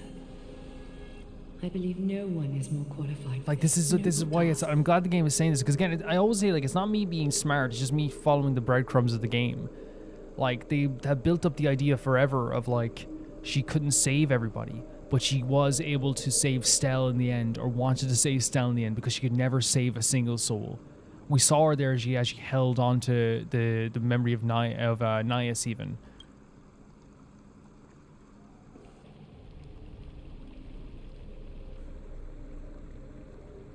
O gods who have returned, and gods who are still watching, today we bring you a soul laid bare. The hand of shadow, Thanatos, remembered their name from the past. From daylight they came, and to their fragrant dwelling they return, to walk now among your ranks. And there was one who joined hands with the Titan, a traveler risen from the dead, and reborn among mortal kind. She is the everlasting night, and shall now proclaim in her good name. Whoa. O majesty of the 12 Titans, pillars of the world. We seek your divinity to mend the rifts of the world. Fill our bodies with blood of gold, till we wither in willing service to the prophecy. It's hard not to just be like, I feel like I'm actually sitting in an assembly hall listening to this, and my mind is so locked on it, you know? Step forward, trailblazer from beyond the sky, and together with us, surrender the core flame and carve their star into the sky.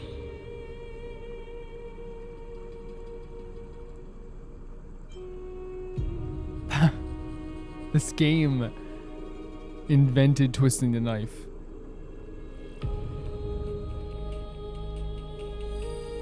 There we go again.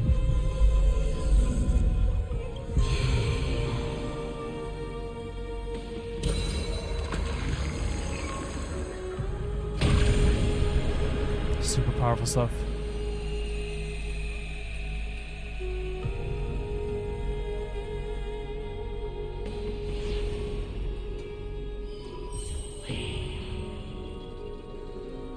Constellation for death. Would you ever? And this is the reason why it's such a big deal, is because this is the one that has evaded them.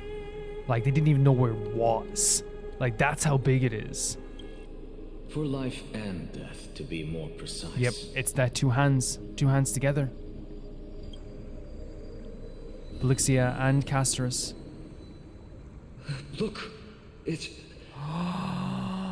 Oh my freaking god, what are you doing?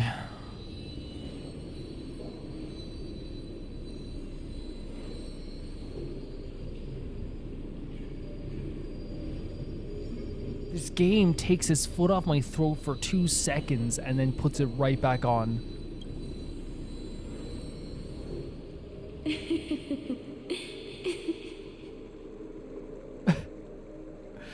Just hearing her laugh is so impactful to me. Is that Castrus? No, it's only a divine echo.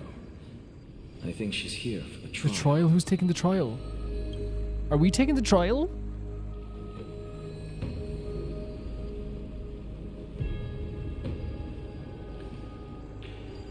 Maybe this slipped my mind, but I just don't...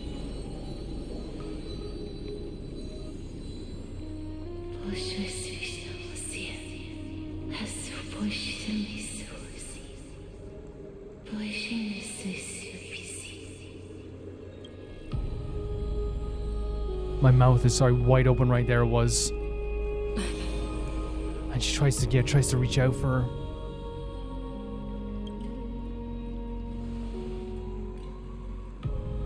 What did she say? Phainon's shaky voice there. That's his schoolmate. That's the language of the Titans. Jesus Christ. Castrus. No. It's hard not to call her Castrus. It's hard. They said, I have illuminated the cold shadow of death. Onwards. For your path to the future is bright and its flame eternal.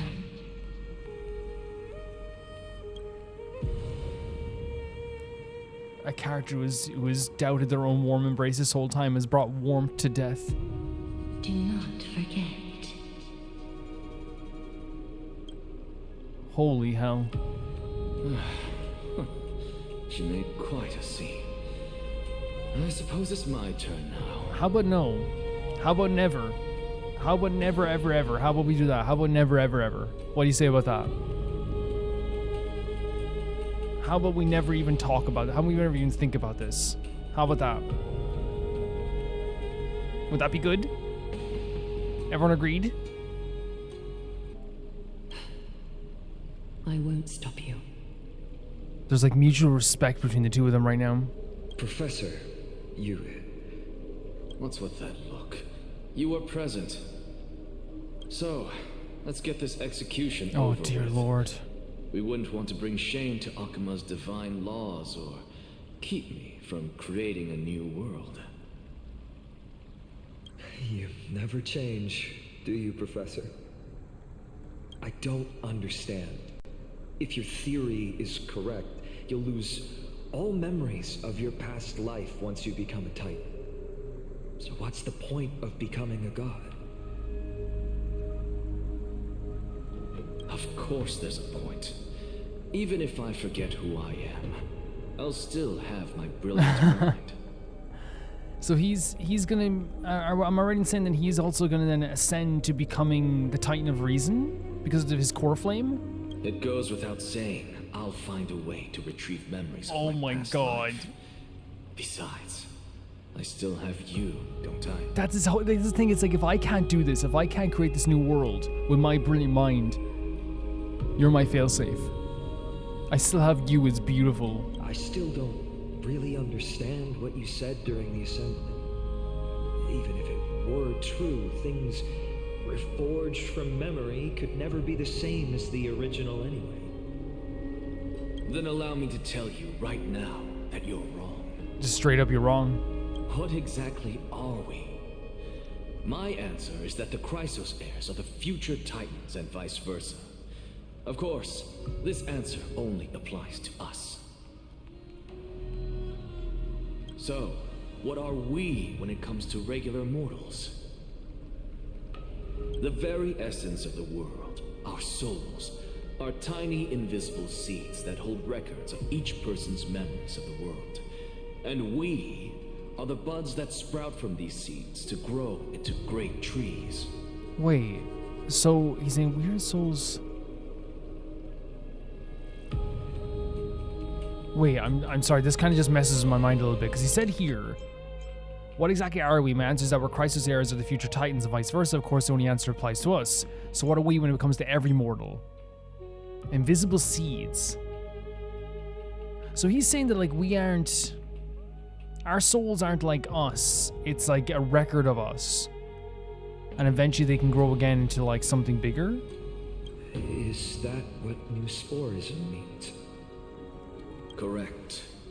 Once our physical bodies are born, we become new extensions of the world. From there, we plant our seeds into someone's memories, and then scatter them into the hearts of countless people in the future. What? Am I just missing something here? Just as seeds are affected by their environment, so too will our appearances differ across memories. But the partial memories we carry will always be the same, because that is just how the world is. Sorry if I'm getting confused here, but he's saying that our physical bodies are born, we become extensions of the world. From there, we plant our seeds in someone's memory.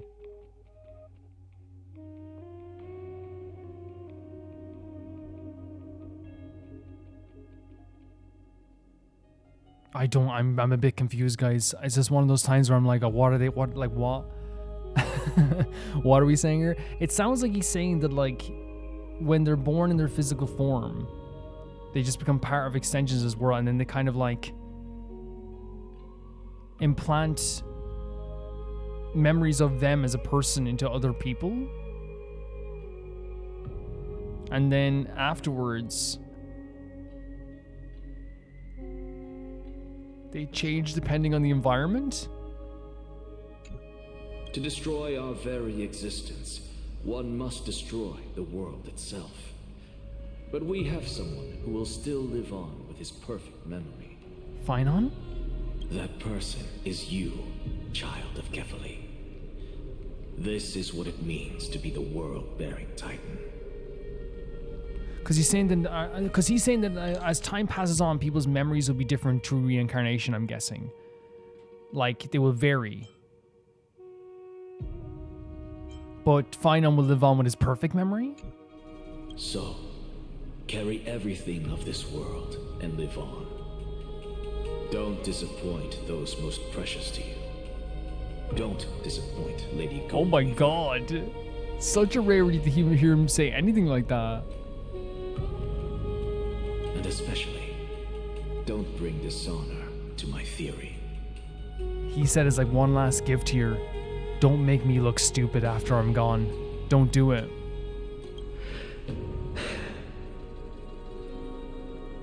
Anaxa, I swear to you, I'll lead everyone to our reunion in the new world. He's determined to do it now. He's determined to do it. Good. That is all I have to say. Farewell, everyone. May we meet again in the next life. And this is like... I haven't even come to terms with him going yet because he's such a force on this earth that it feels like he'll be here forever even now, you know?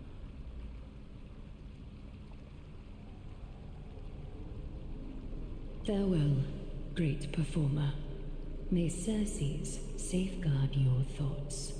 Like, the two salute him in the same way? Sure, but like, it's so great to have on... Like, it's crazy in the final moments, not only Aglaea and Anaxagoras finding like a common ground here. Do you want... Actually, I'm going to take a picture of this as well. About the new Sporus thing as well, and this stuff here as well, just to have it, you know what I mean? Actually, it would probably be better to take a picture here. Yeah, 100%. But they're finally like on the same page. But it's at the final moments here. May Circes safeguard your thoughts. Hold on, Sel. Are you satisfied, honorable Titan? Very. I hereby swear I have borne witness.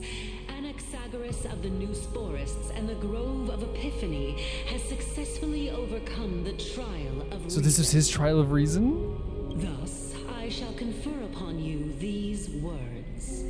You shall transcend the peaks of purity and return to corruption and hardship. Wait, what? Is this his prophecy? You shall transcend the peaks of purity and return to corruption and hardship. So you will be above purity, but you will eventually return to hardship and corruption. Oh, so that's a god's prophecy. It sounds like you just rephrased my past, present, and future. Ah, Circes. Is that all you? Is Anaxagoras the only person to get a prophecy to be like, okay, you know?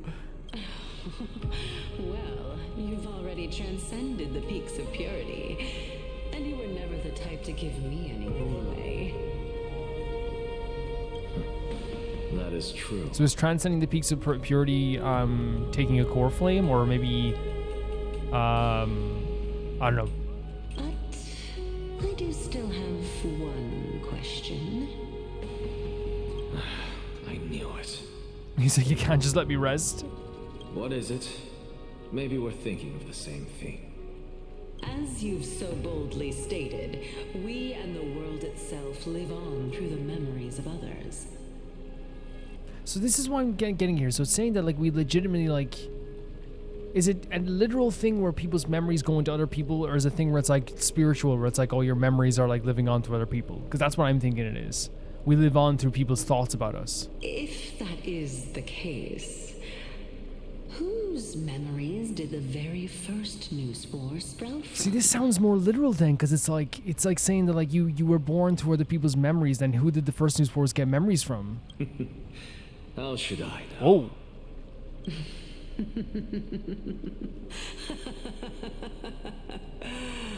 Oh my. I think it's absolutely beautiful that a man who has asked so many questions, that tries to find the truth in everything, in his final moments, when asked the question, he says, beats me. I think it's so beautiful. But since we are both equally curious, we should allow the children of humanity who come after us to investigate in our And I think stead. that's what he loves. I think that Anaxagoras loves that he has cast the seed of doubt in people's minds, and more people are going to be inquisitive than ever before.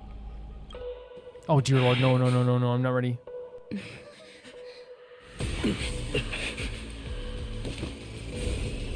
Oh, the smile though. Choice, Circes. Holy. Sow the seeds of suspicion in the new world with your That's what he wants, the seeds of suspicion. What? Now, the objective is complete. That is all. That's how they do it? That's how they do it? Thankfully, What? she's still alive.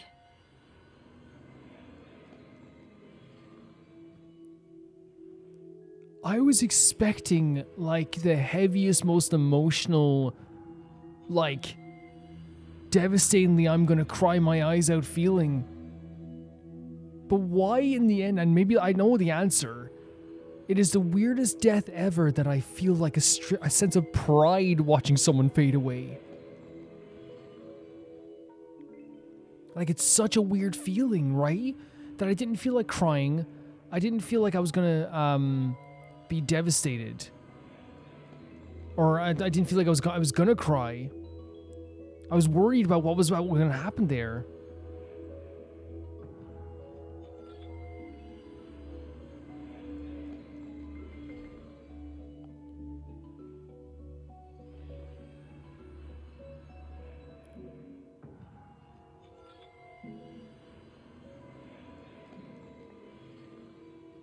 Like, it's heavy. Sorry, guys. I'm just like trying to thinking there for a second, but it's heavy. But like, it's almost like it's such a different feeling from, because I think both Castrus and Anaxagoras did something in the end. I can't believe we're looking at March again. We're getting information about March again. What the freaking hell?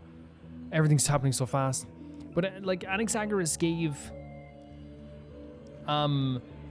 it feels like in those final moments, both him and Castrus both, in the end, got what they wanted in the end of this world.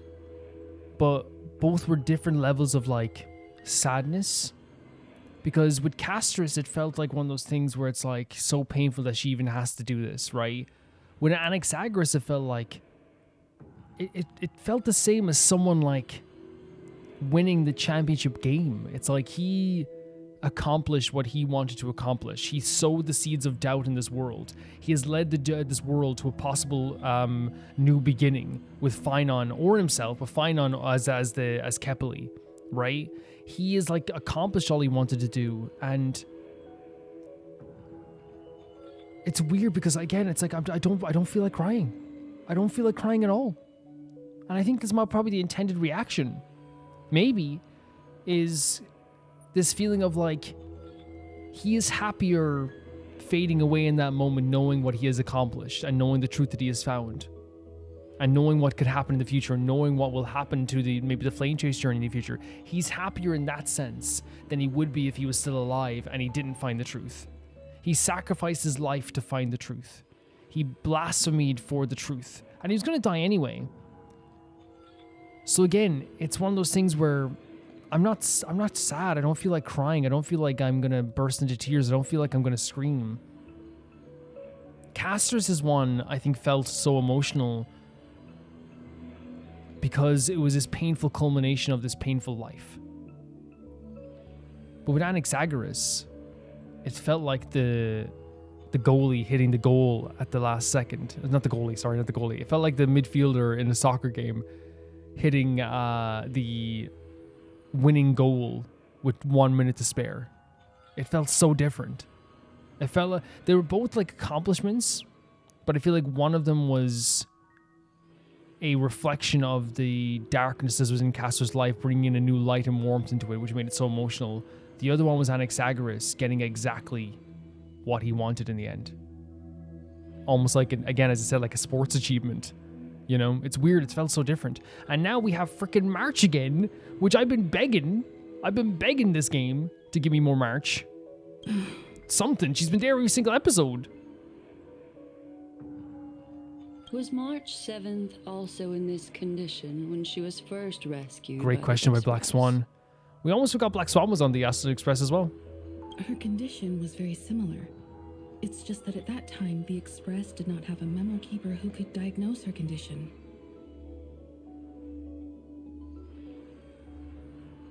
But she still woke up naturally. Looking on the bright side, that might happen this time as well. And it's sometimes that is like what doctors sometimes diagnose as well. I found anyway, like going to doctors over the years is like sometimes it is just like, yeah, maybe it might be good. You know, everything might be okay. When March awakened from the ice, her memories were completely wiped clean. I want to prepare for the worst. Yeah. And prevent something like that from happening. I don't want that at all. I don't want that even nearly in a small way. Can you share with us your hypothesis?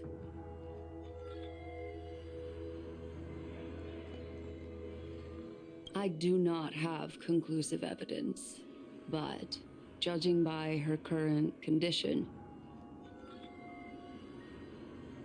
perhaps March 7th's memories have been hijacked. Hijacked?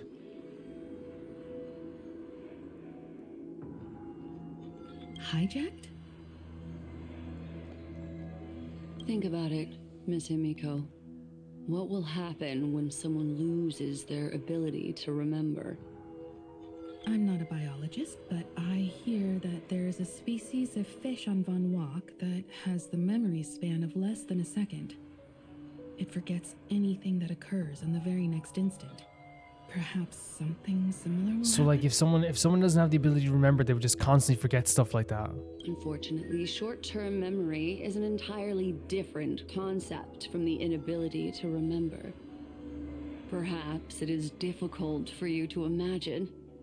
It's difficult for anyone to imagine.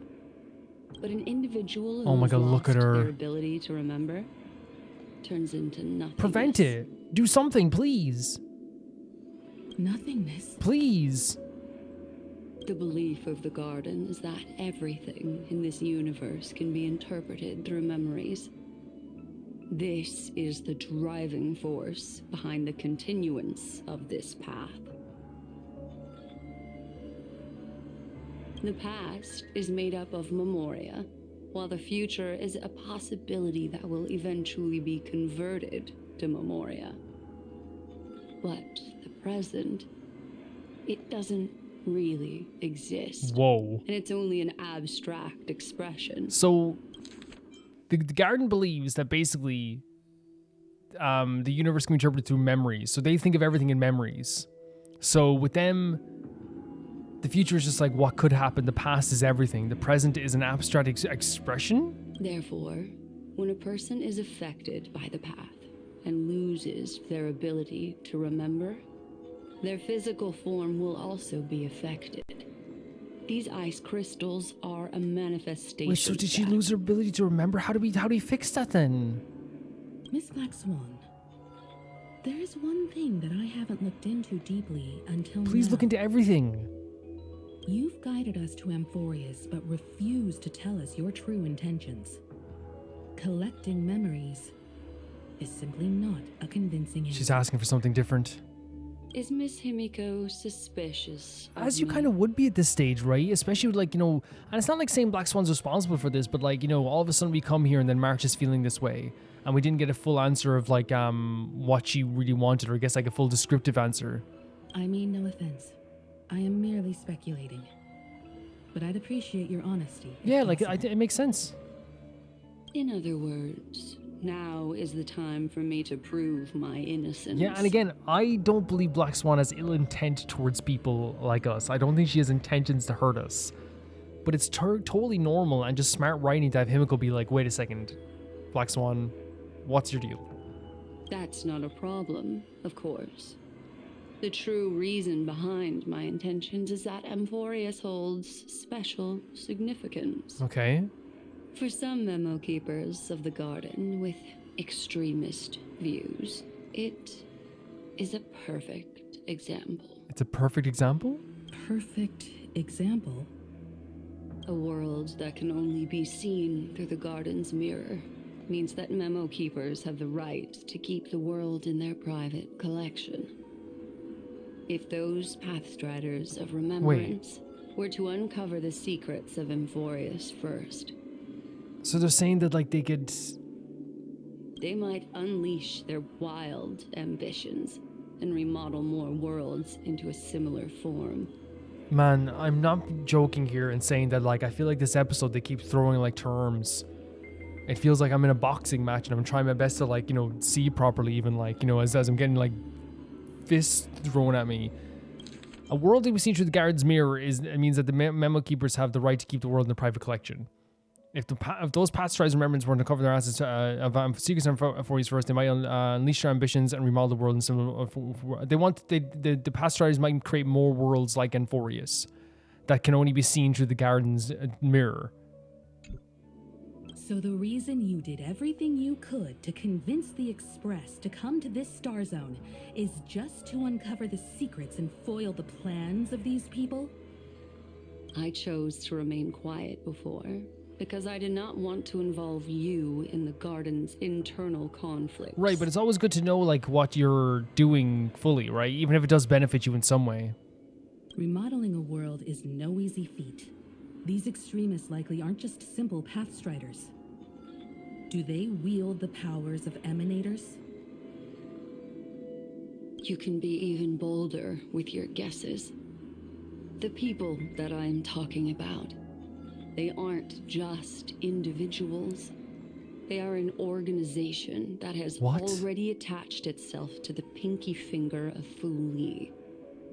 What? So what you're saying, could they be the ones who hijacked March 7th's memories?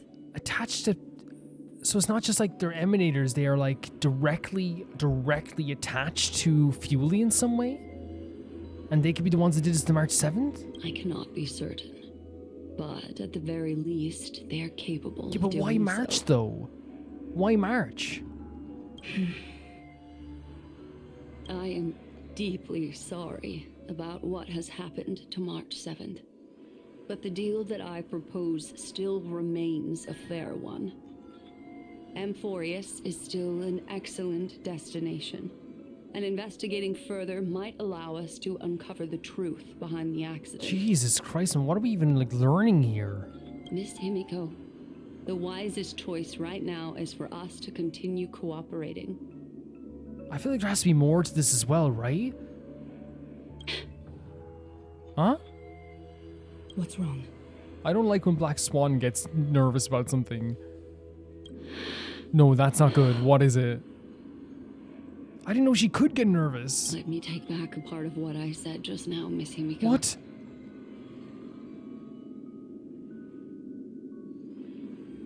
Although we indeed struck a deal, it seems like I have involved you in some unforeseen danger.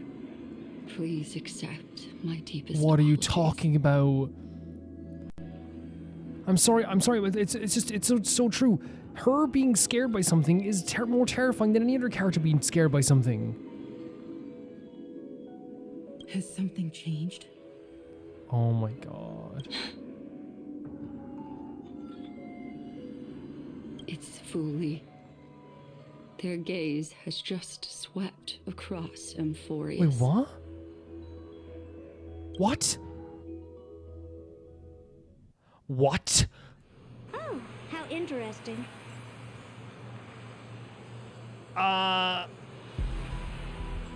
What?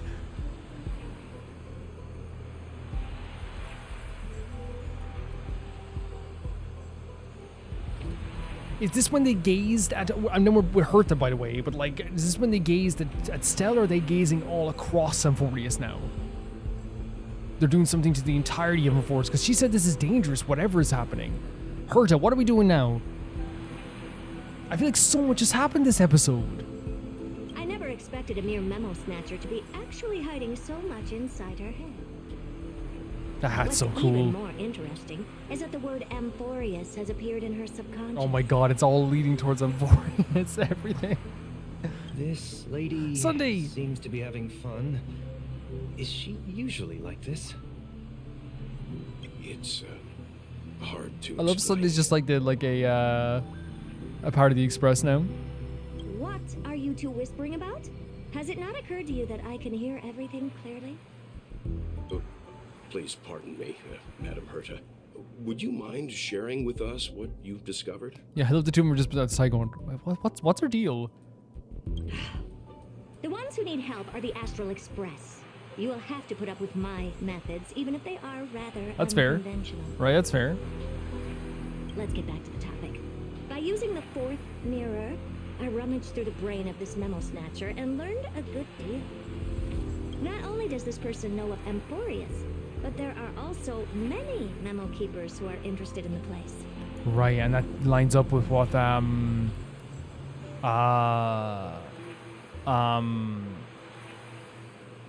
Black Swan said.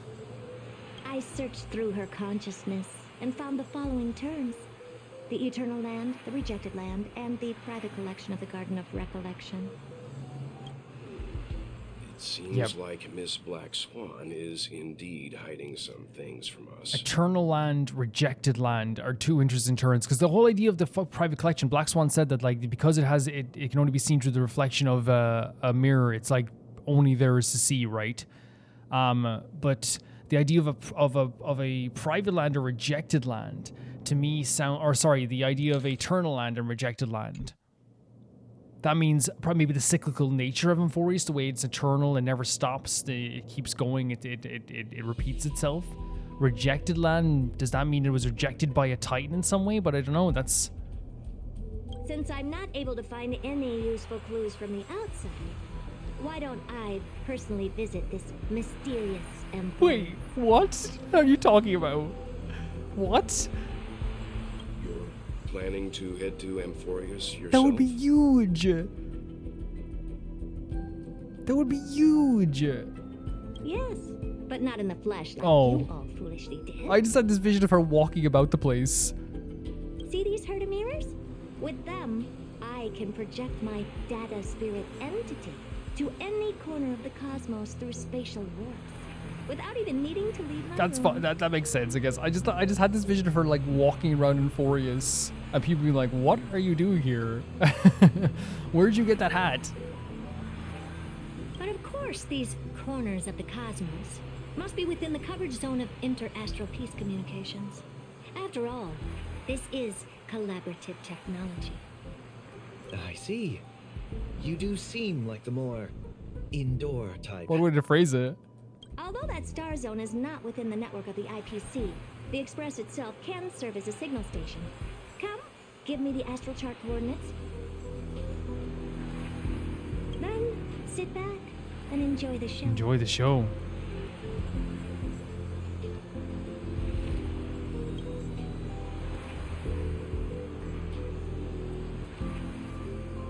So, okay. All right. Now that everything is ready, mirrors, get to work. Okay, we're playing as Herta again.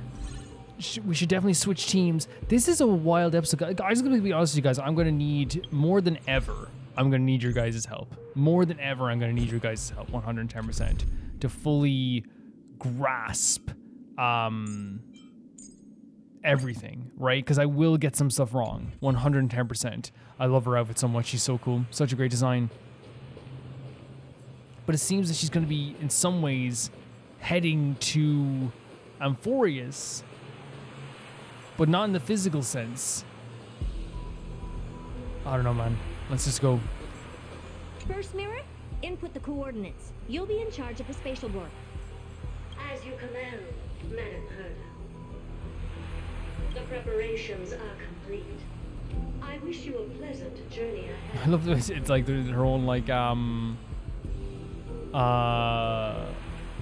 supercomputer. I guess it kind of is like that in a way, though, isn't it? Second mirror, prepare for the thought refraction.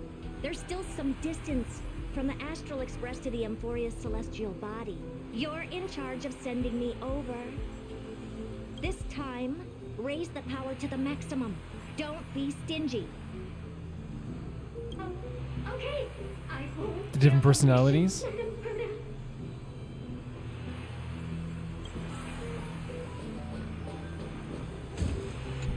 Third mirror, you're in charge of generating the data spirit entity. I'm happy to help, Madam Hera. What kind of appearance are you planning to use this time? Good question. Let me think. Forget it. Just use my own appearance. There's no one there that'll recognize me anyway. Wait, so she is gonna have her own appearance? So she's gonna be projected there with her own appearance. That's cool. Not the fourth one. Okay. Back to the first one.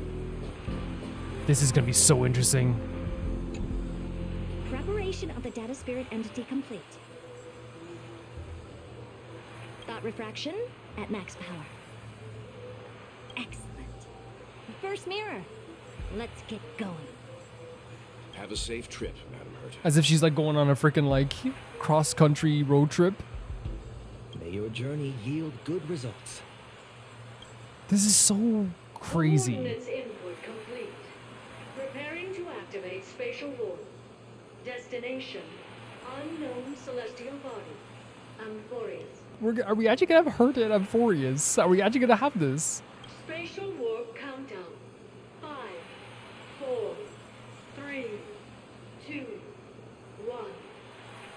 Warp activated. Oh my god, my heart is like it's almost like my heart is bracing. What is this gonna look like? Oh, so that's Amphoreus? Its appearance is, well, sure is unique. It's very different, right? It's very different. Second mirror. Prepare for thought refraction. It's time to send me. By the way, like with the power of the Titans and Aeons and all this stuff too, Herta's like so brave to go to like this unknown world and just project herself into here. But I guess she's also like brazen, isn't she? Please read the safety protocols carefully. Can't you hurry up? Yes, ma'am.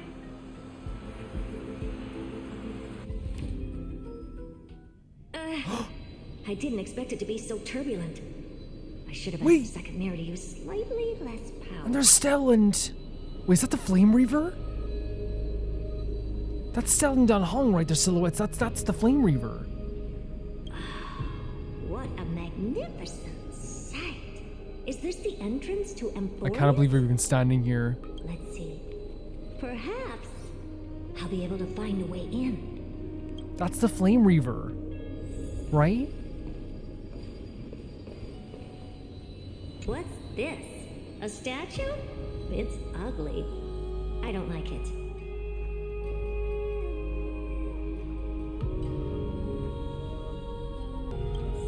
I love that she calls the Titan King ugly statues. That's very funny. What the hell? That is Stellandong. Oh, I finally found your traces. She's so mischievous. How esteemed must you be for the great Hera to come out personally? When we return, get ready to become free labor for the simulated universe for the rest of your life. She loves saying stuff like this. Man, the Flame Reaver's right there. Take a look. I'm worried. This is your genius in action. That is legit the Flame Reaver. What's this? How creepy. Oh my god. The Flame Reaver, the one was terrifying opponents in this game. Herta. Creepy. Oh, it moves? Who are you trying to scare? Herta. It's either a projection or a fake. There doesn't seem to be much to take notice. It's so interesting that the Flame Reaver is here, some Titan King and Don Hung and Stell. Into Amphoreus. What an interesting accompaniment of people. My deepest What? apologies, esteemed What? lady. I'm afraid that you cannot proceed. Lygus recognized her? Would not recognize her, but would seize her? Who's there? Oh my god. Your visit, although not part of my calculations, is a pleasant surprise. It's a pity that the preparations are not yet in place to receive you with the hospitality that some of your So he does know her. Deserves. Are you not going to answer my question? Who are you? I have many identities, and I'm going to have even more in the future. But if you just need a form of address, you can use my common alias. Lygus, right? Lycurgus. Lycurgus? Lygus? All right, Lygus. But you can't possibly think that I'm just asking for a name. Herta's the only character who, like, can be before some strange person. The Flame Reaver, Lygus, you know, all this stuff, and be still so cheeky. Regrettably, I do not have the authority to share more information. However, standards are always flexible. While not violating the ultimate protocol, I'm able to disclose this piece of information. As you thought, this is the entrance to Amphoreus. So obviously she was correct. Now, please, kindly turn back. Amphoreus is not a world that you should be involved with, regardless of what kind of magnificent achievements you have accomplished. This place will not open its doors so easily. Wait, so he's rejecting her. He's saying this is not a place for you. You seem to understand me very well. Then you should know that I have no reason to listen to you. She is the funniest character in the freaking world. Your reaction is completely within my calculations. Despite my long years as a watcher, it seems like my assessment of human nature still remains accurate. From you, I'm able to sense a beautiful desire for knowledge. But my answer remains unchanged. Madam, it is with the utmost goodwill that I suggest you return to where you came. It's interesting. He's saying, like, I predicted you would answer like this, but I'm still giving you the suggestion you have to leave here right now. There's a strange, like, weird, like, energy about this conversation where it does feel like, you know, he's not being aggressive towards her, but there is, like, there's a bit of scariness to Lygus right now, right? There's something scary about it. Let's assume for a second that I'm not so well-mannered, and that I insist on uncovering the secrets hidden behind you, Mr. Lygus. Even the way she says Mr. Lygus is so funny. Notion of mine. She said, what are you gonna do? What are you gonna do, buddy? Within the scope of the ultimate protocol, there are 178,244 logic chains at my disposal to convince Or to just get him. Just get him at this stage. After filtering through them, I have determined that I only require 3 to attain the results that I desire. Oh? I'm all ears.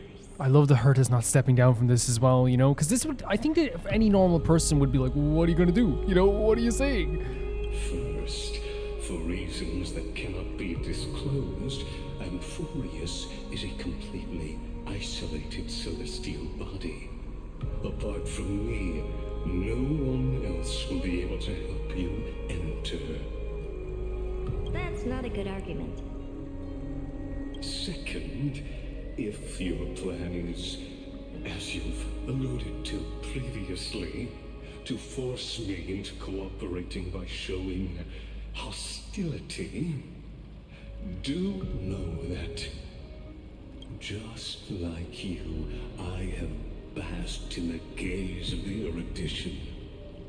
I stake my honor and assure you that in the worst case scenario, Whoa. our mutual destruction will be inevitable. So he's saying if we do fight, I'm gonna make sure that you go down if I go down.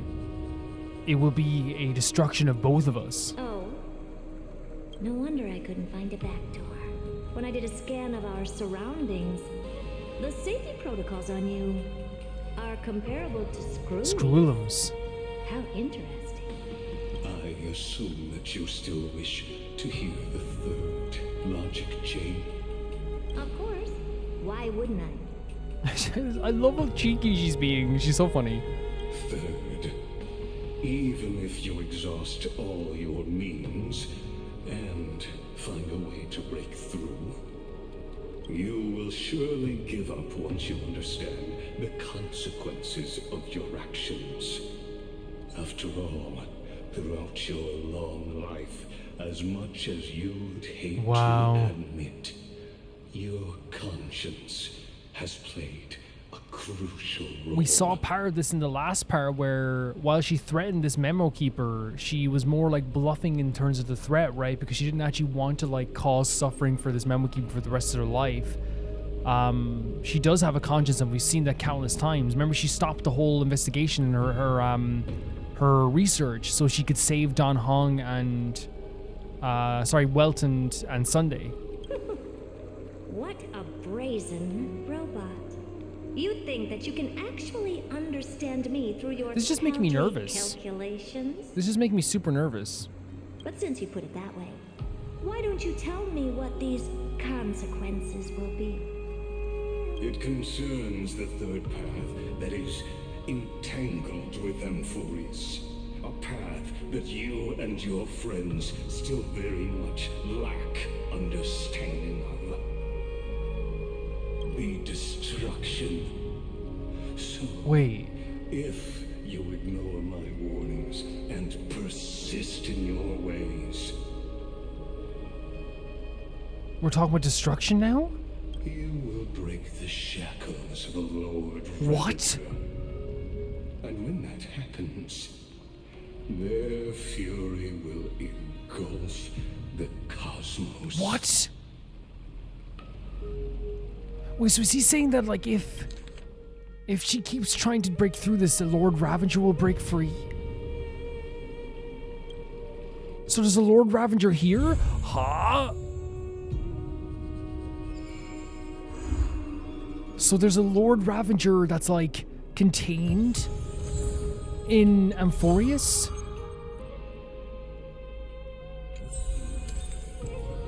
We'll be looking at that book as well, guys. I said I'd read one of them this time around. We'll be looking at that. And if she persists in what she's doing, she will then unleash this Lord Ravager on the world? Okay, I'm gonna record the last, like, couple of minutes just to get the exact phrasing on what he said there. But it's so interesting to have him like just totally realize who she is and have an assessment of her, even if she doesn't feel the assessment is right. He was fully like assessing her in that sense. Holy freaking hell, man.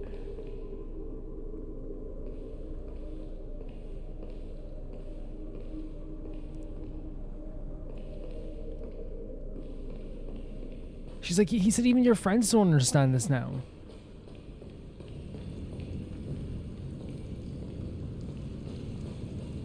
Man, I'm a bit shook. I'm gonna go to the Astro Express to talk about this again, just to be completely real with you guys. There's some stuff, like, as you guys have seen, I'm not gonna be fully capable. Like, you're gonna have to fill in some gaps there 100%, and I have no problem saying that. I'm not proud to be like, you know, I'm not a proud person in terms of just like, I have to know everything, and I must know everything, and I have to be the smart one, you know? There's gonna be times when you guys will fill in the gaps, you know? Look at this. The way I always describe it is that, like, I'm walking along on this journey. You guys have your hand on my back, but you have a net in hand, and you're catching all the stuff that I drop as I'm walking along, which helps a lot. It does help a lot. Now, sometimes I feel like we get a lot of assessments on the emotion level. You know, that's different, right? Me assessing emotions is different from assessing story and other stuff like that too, because I can definitely get stuff wrong with the story 100%. But I stand by my emotional assessments most of the time because it's like, that's my opinion. You know what I mean? That's my take. So yeah, 100%. Yeah. Look at all these red markers. You guys have told me to keep these red markers on here, and I hate them so much. No, I'm joking. I don't mind them at all. I remember I tried to take them off, and all of you guys are like, no, we're going to unsubscribe. Unsubscribe? Wee-wee. Okay, so I did say that I would do some reading here, or do the reading stuff here. So we'll do like one of them today, and then we'll do the other ones. I said I would do at least one of them today, so, no, wait, oh, here it is, okay. Because I think we probably have two now, right? Stella, what's wrong? You look so tired. Are you sick? Let me check your forehead. Oh, thank you, ma'am. Monday always feels like I'm draining. Oh, did they know it's Monday? I see it's a rough day. If you pet something fluffy, it'll help you feel lighter. That's what people say. Want to give it a try? But it's good if you're alright. If Mondays will really get you down, then I'll stick with you through this dreadful day. Patiently listen to all your complaints and stories. Thank you so much. She's so kind. She's so kind. So write story. 4.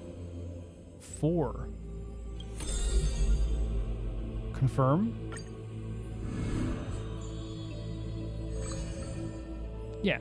We have this one here. We'll do this one here, 110%, because I want to get caught up on it for sure. Nations, why the aversion? Since which day did he become known as mighty? Interesting question. His strength rivals all lands, but the man pays it no heed. For only the authority of a king can end another king, and only strife can end strife. This is kind of like their prophecies, right? Conquest crosses the barrens, yet with homeland's blood, it is destined to be stained. None dare to shake his hand in greeting, for his hands burn as the blazing sun, soaked in the might of the flames. What a mighty feat it is. In the aftermath of defeat, the man digs graves for the deceased soldiers, burying thousands with his own hands. Is this still talking about Maidamos? In that fight, he crushed all invading blades with his fists. And maybe his battle prowess? May never oh, okay, yeah. But tears of pain in his heart. He still feels it. You still feel the world even if you are immortal. His years of drifting made him detest water's waves. They say that is the reason he's so unwilling to weep. But in Idonia's blizzards he once did cry, a tear shed among the storm and frost that bloomed into a lily stained with blood. Like his undying body, the flower never wilts. In time, the entire world will turn to ash. This haughty man shall be the one to leave behind the world's final beauty. No, none are willing to believe. So he's testing the water's waves. Like Unlike testing his life? kin, those patterns are carved with his blood. A matter so suspicious, it stirs the ambitions of the mundane. A blade that can cut through the mighty must be enough to slay gods. The people to this day still seek it. Yet, it is simply a tradition he follows closely. Do not let your enemy notice that you are bleeding, and thus convince them that you are someone unsurpassed, a warrior supreme. So try to trick your enemy into believing that you're not hurt? The past forged his body. Apart from Kremnos' traditions, what do you have left? The white-haired friend once asked. The white-haired friend? The man goes silent and still, his gaze burning into the horizon, looking for a distant past. In his days of wandering, this same question was asked by thousands upon thousands, and he never denied. That is why I walk on this path. Act concluded. Very cool artwork as always, right? It seemed like that to me was talking about, at least in the first part, was talking about Maidamos and the people he's slain, and even though he's immortal, like, you know, he can still feel emotions. He still feels the weight of everything that's happening around him. He drifts along, losing friends constantly, and because of that, he doesn't cry. He just starts to become detestable towards Earth. He starts to hate the world because of the drifting, because he has to live on in that moment.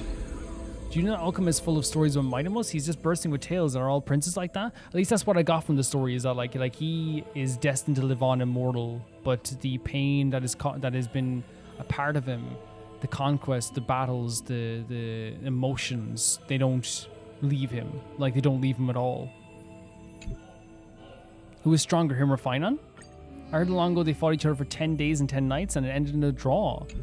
If you ask me, it must be because they have different strengths, power, endurance, strategy. That's where Maidamos excels, but Phainon is more balanced and well-rounded, more focused on technique. He's also really lucky. It's really close to call. Oh, there's another rumor that Maide is a throne tier warrior. I don't quite know what that means, but it sounds like he's forced to be reckoned with. So there really are too many many rumors about Maidamos flying around. If they're all true, he wouldn't even have time to eat, would he? I wonder who's spreading all the stories. Sure is mysterious, don't you think?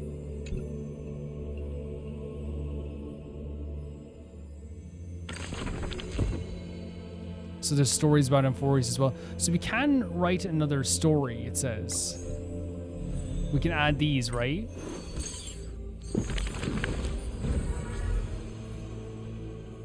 So we have another bunch of stories here as well. Can we continue to do that and see who we have?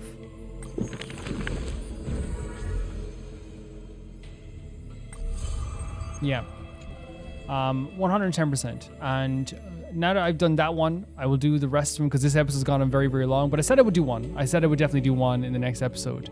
And we'll do that the next one. Because I didn't expect this episode to go so long either, but I said I would do one, and we did it. I'm not going to not do it. I already did the ending discussion. That's also very long too. So we'll do the rest of them.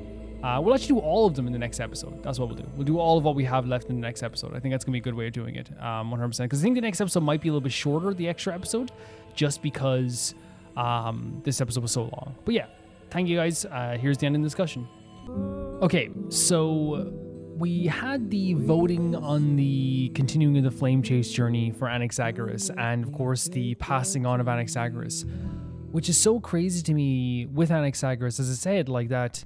And I think it's honestly a really good thing, right? It's a really good thing that like different deaths make you feel different ways. And I thought, like, because I knew this was kind of coming, right? I knew that like at some point we were gonna have to say goodbye to Anaxagoras in some way because he had the few days left. But there was always a part of me that thought he's gonna pull through and there's gonna be something about it. But I think his death, I think it's just like this pride I have for him, where like I've never seen someone more accepting and almost like this was like, you know, worth it for them. So I think it's one of those things where like there's a difference between like, I think as I said, the Castrus, you know, staying with her sister, because that is like, again, it's years and years of pain that in the end had a show of warmth. It's like, it's all those feelings from beyond that like made us get to this point where we feel this way. Whereas with Anaxagoras, the reason why his passing on didn't feel like a gut punch is the way I describe it. It generally felt like I was watching someone you love get the first place prize at like a competition. It's like, oh my God, he did it. You know what I mean? He did what he came here to do. And that's so weird, because again, like I thought I would be way more sad, but I was more proud. It's weird, right? It's so weird that I'm kind of sitting here being like, man, this dude sacrificed his body over and over and over and over and over again to prove his theory correct, so that he could save the world or make a better world for the future. We had this, just before we go into that, we had this beautiful speech by Phainon. I think what was so great about the speech was that Phainon has always been like a very heroic character and a very like, I would say like he's the definition of like heroism. He's the character that in the movie that everyone looks to. He's the character in the 50s movie, you know, when they always had like, you know, the barrel chest and like the beautiful hair and like, you know, they were always like, I'm here to save you. You know, he's that type of character, but there's much more depth to him, right? But on the surface, like right away, you're like, this is the hero. This is the guy. And I think that like what's so great about Phainon is that he is everything that you want him to be in terms of like his beauty and his niceness and his kindness. There's nothing fake about how kind he is to Stell. There's nothing fake about how kind he is to everybody. He is a kind person. But we've always seen hints of his passion, his anger, his frustration, his pain. We've seen hints of it. When he gets into battle, his soft, beautiful voice turns into a growl sometimes. When he's thinking about the past, his emotions are always like on his face. When he thinks about Maidamos or Castrus, you can see his eyes droop and his face falls. Like he is a character who wears his heart on his sleeve in a lot of ways, but there's also an element to him where he has been through so much, and we saw this in this speech. To me, like, you know, Anaxagoras gave him that final push to be able to do this, right? Because he was kind of questioning, like, why would Aglaea give me this burden? Why would she tell me to do this? Why would she give me this idea? And I love that Anaxagoras kind of gave him the path to kind of like do this himself, because he's like, bro, if you sit here questioning what everyone else's decisions are and stuff that you can't control, like, you know, it's not going to be good for you. Why are you doing this? And I love that aspect. Why are you? What can you do with this? What are you going to do in the future? What are you going to make of this? And I think in that way, like in story-wise, it's Anaxagoras giving his students like final lessons, whether that be with Castrus or Phainon. He gave Castrus the truth, and he gave Phainon the motivation to not only find the truth, but also like stand on his own 2 feet. Because he saw Phainon as the hero. He's like, I need this guy. I need this guy. But yeah, his speech was very impactful and emotional. Him basically saying to all these people like that, like, hey, this black tide is horrific. It's horrible. And throughout this whole time, we've had to listen to the Council of Elders badmouth us, talk crap about us, slander us, try to like they literally tried to corrupt Aglaea on numerous occasions to make her seem bad in the public. He called them rats. And of course you had the lady in the crowd, no, not my politician, please. No. They work for me, but I want them just to be happy. You know? Now that they're in office, I don't want them to do anything. I got food on my table, it's okay. Yeah, that's what it felt like, and that's what it kind of feels like in the way Phainon was trying to describe it to these people. Why do you have food on your table? Yeah, it's because of you, but why are you able to sleep soundly? Why is everything safe here? Why is everything happy for you? I loved that he said it. It's because of us. It's because of what we did. what we're constantly doing. The fact that this is how freaking lost these people were and how much they fell for Kindness's propaganda. The fact that they sat there and they said that the crisis, that the flame chase journey has to end, when Maidamos, a demigod himself, is out there fighting for them, dying over and over again for them, but all they can think about is, oh, but I'm cushy here in my home. Everything's okay for me. What do I have to worry about? This is all bogus. It's intentional that they had Aglaea going around removing the black tide around the city. It's intentional that they had the grove be destroyed to make this happen too, because not only was it important for Anaxagoras' story, but it was also important for the story of Okama, because in Okama, they had these characters being like, but we're safe here. We're safe here. You know? It's like, yeah, so was the grove. The grove was also safe, buddy. The grove is also doing good.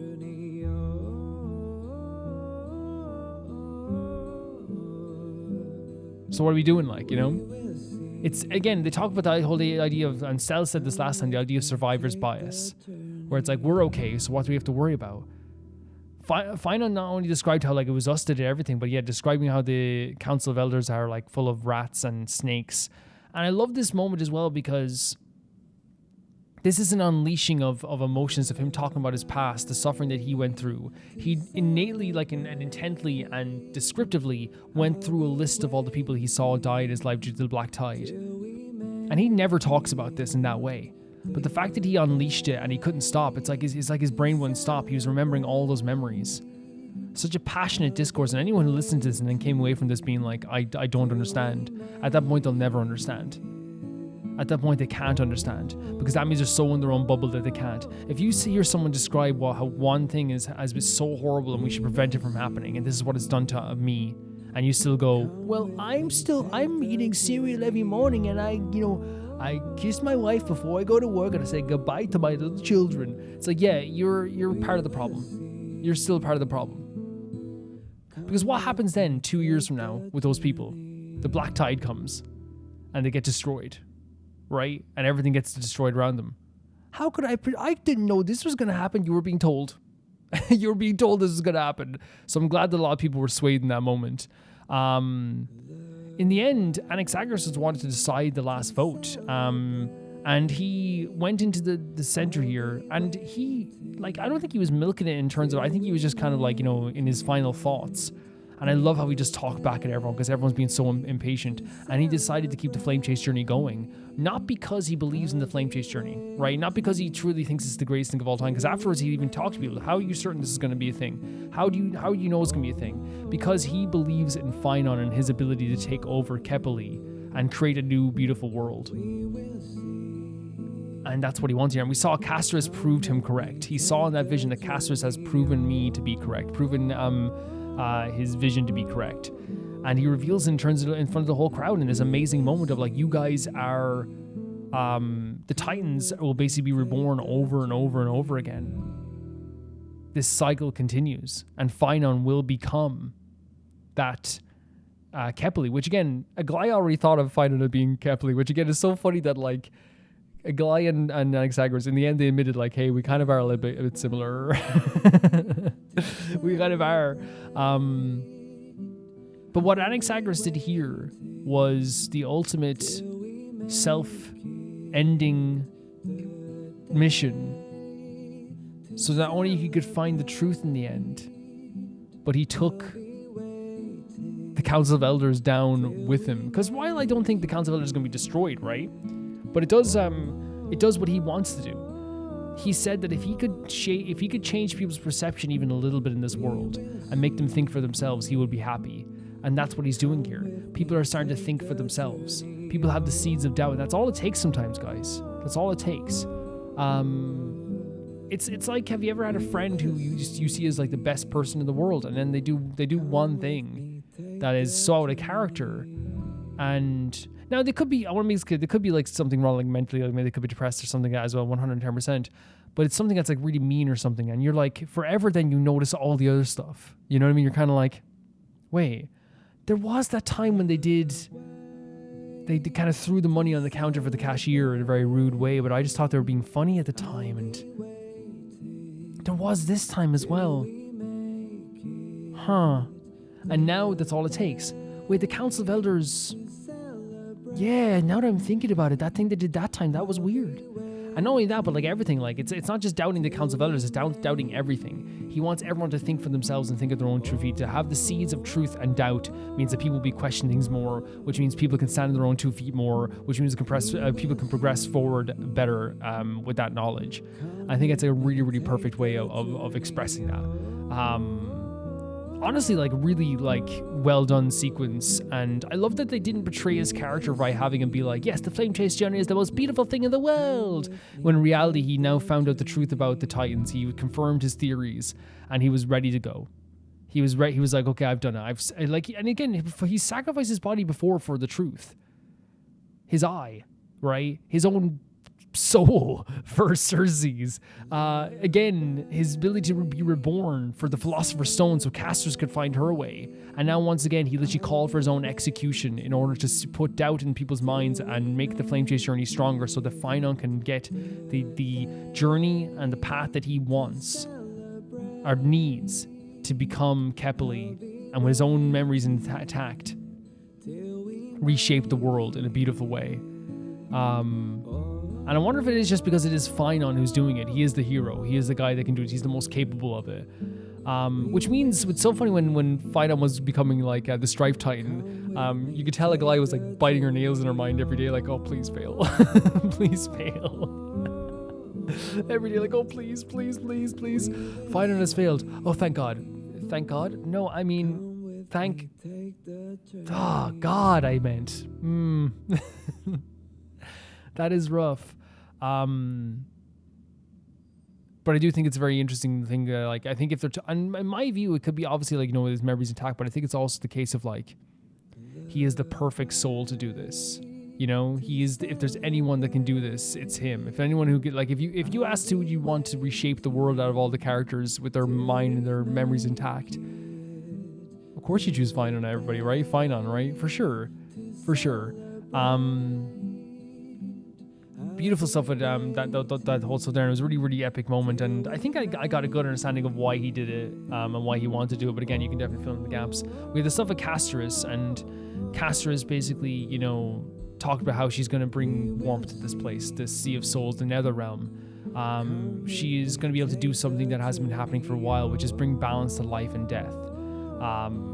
And they put a big emphasis in this story, and I think it's a really beautiful thing, where Castrus' whole story has always been about the fact that, like, 2 things. She can't embrace someone. And the second thing is she feels like she brings only death and wasn't able to save anyone's life. In these moments, she came to terms with both of these things. She's freed Stell from death. For the first time in her entire life, she's been able to do something she's wanted to do for a long time, and that's save somebody's life. This is huge. This is huge for any character to be able to save someone's life, let alone a character that's been dying to do this. We've seen her be so sad when people die. Not because death isn't something that's needed, but because she believed that she was only born to be a cold embrace of death. And she's always been trying to, like, bring people's... And that's why she appreciates life so much, right? That's why she's always trying to make people appreciate their life. Like, and I truly believe if she knew at the time that Anaxagoras, when he gave her the Philosopher's Stone, Anaxagoras was planning on dying or planning on self-sacrificing, I'm pretty sure Castrus would have thrown the stone back at him and said, eat it. I'm not having that. But of course, she's come to terms with it now, of the idea that, like, she can give people a warm embrace before death. And this whole stuff with, like, she can finally save Stell's life. It's something she can finally do. She has a wish fulfilled, and then she can come to terms with it. And when the stuff with the embrace, she was able to embrace Stell at the end as a proof that she was alive, that a proof that she was loved, and bring that back to the Nether Realm so that she can be maybe the most, like, lovely bringer of death that you've ever seen in your life. It's a beautiful moment when she did hug Stell, because I feel like, again, that is proof. Because while I think that, the proof that she was loved was always that sheet of paper, right? But I think that, like, a physical embrace is so powerful in the end that she was able to finally hug Stell while Stell was a human. It's the first human in her life with a full soul that she's ever held. This is just crazy. So to allow her not only to save someone's life, but to finally embrace a human without killing them is a huge moment, and she can bring back all that love, all those feelings back to the nether realm and bring new life to that place as she nurtures those flowers forever. Again, as I said, like this whole episode with Anaxagoras and Castrus was coming to terms with their endings, but I really feel like they both came to terms with it in very beautiful ways, but in separate ways. Castrus is sadder just because it is like it felt, you know, it's because of those years of pain. That's what it is for sure. But yeah, another beautiful moment. I think she was on top of Pollux as well, which is incredible, and her relationship with Stella is fantastic. The moment with Stella walking through the field with all the people calling to her, Kafka, Firefly, Acheron, all these characters. It really was another stunning moment because again, it's like Stella's going to be, and that picture is going to be the proof that Castrus was loved in this world, right? And it was more proof for Polixia was the picture. The proof for Castrus is kind of like, you know, the hug from Stella is the embrace, you know, that warm embrace. And but Stella's proof that she is here is all the memories she's had. You know what I mean? All those people. Firefly, who was, to me, outside of the Astral Express, I do think that they picked a good group of people to be like very important characters to Stella. While you could say like, well, they should have put more Balebog crew in there, I think it's factual. I think we just need to be factually honest about it. I think there's no characters in this universe that were more impactful to Stella than Kafka, Firefly, and maybe Acheron as well, but I think Kafka and Firefly were two characters in their own ways that were so impactful outside of the Astral Express, even more than other characters that had like a very good relationship with Stella as well, right? 100%. Because I feel like, you know, in Balebog we got close with characters, but really like we were like super close with Don Hung and March during that time. In Zan Show we got super close with characters and understood the story, but really like that was Don Hung and March, and again, you know. Penacony was like one of the few times that they separated the characters many times, like over and over again. And Firefly was like our companion for the longest time. And I'll say it. I don't care. Like there's no like, you know, there's nothing bad about it. Outside of Astral Express, Firefly is the most important character to Stella in this game, easily, 110%. 110%. Before Amphoreus as well, but because so many things are happening on Amphoreus. But yeah, a really beautiful moment of her, like kind of, and I love the moment as well where if you tried to walk back, Kafka was like, "Yo, this ain't your home, keep going." And then in the end, she didn't look back because that's what Castrus wanted her to not look back. Stunning, absolutely stunning scene, reaffirming the love once again that people have for Stella, and also Stella coming back to life. Stella being alive is so incredible. And before, I won't, just in case I forget later on, she comes back, and Aglaea is such an interesting character because the first thing she asks Stella is, "Oh, I noticed Castrus ain't here," and that to me feels like she was like me with Anaxagoras. I think Aglaea in her heart knew that Castrus is probably going on a big final journey, but at the same time too, there's a hope in her heart like, I wish he was here. You know what I mean? It's kind of like a mother like being like, okay, my son Billy came home, my son Jack came home, where's Donnie? You know, like it's kind of like, you know, it's very like motherly presence. I feel like, you know, like I noticed she's not here. Where is she? Very human aspect as well, I think too. Yeah, another stunning sequence, I think as well. Absolutely incredible. Absolutely incredible. We did have the moments with Anaxagoras and Aglaea, and they realize in Anaxagoras' final moments that there is like something quite deeper between them that they didn't even realize, that they're both two people that, again, I said this before, you could see it from a mile away. Both of them can relate to each other's tenacity so well. They both dragged each other across they're dragging each other across to their finish line of where they want to be. They dragged a carcass of their own body. Her soul is so thin now that she's barely even living, and they're both still dragging themselves to this final journey.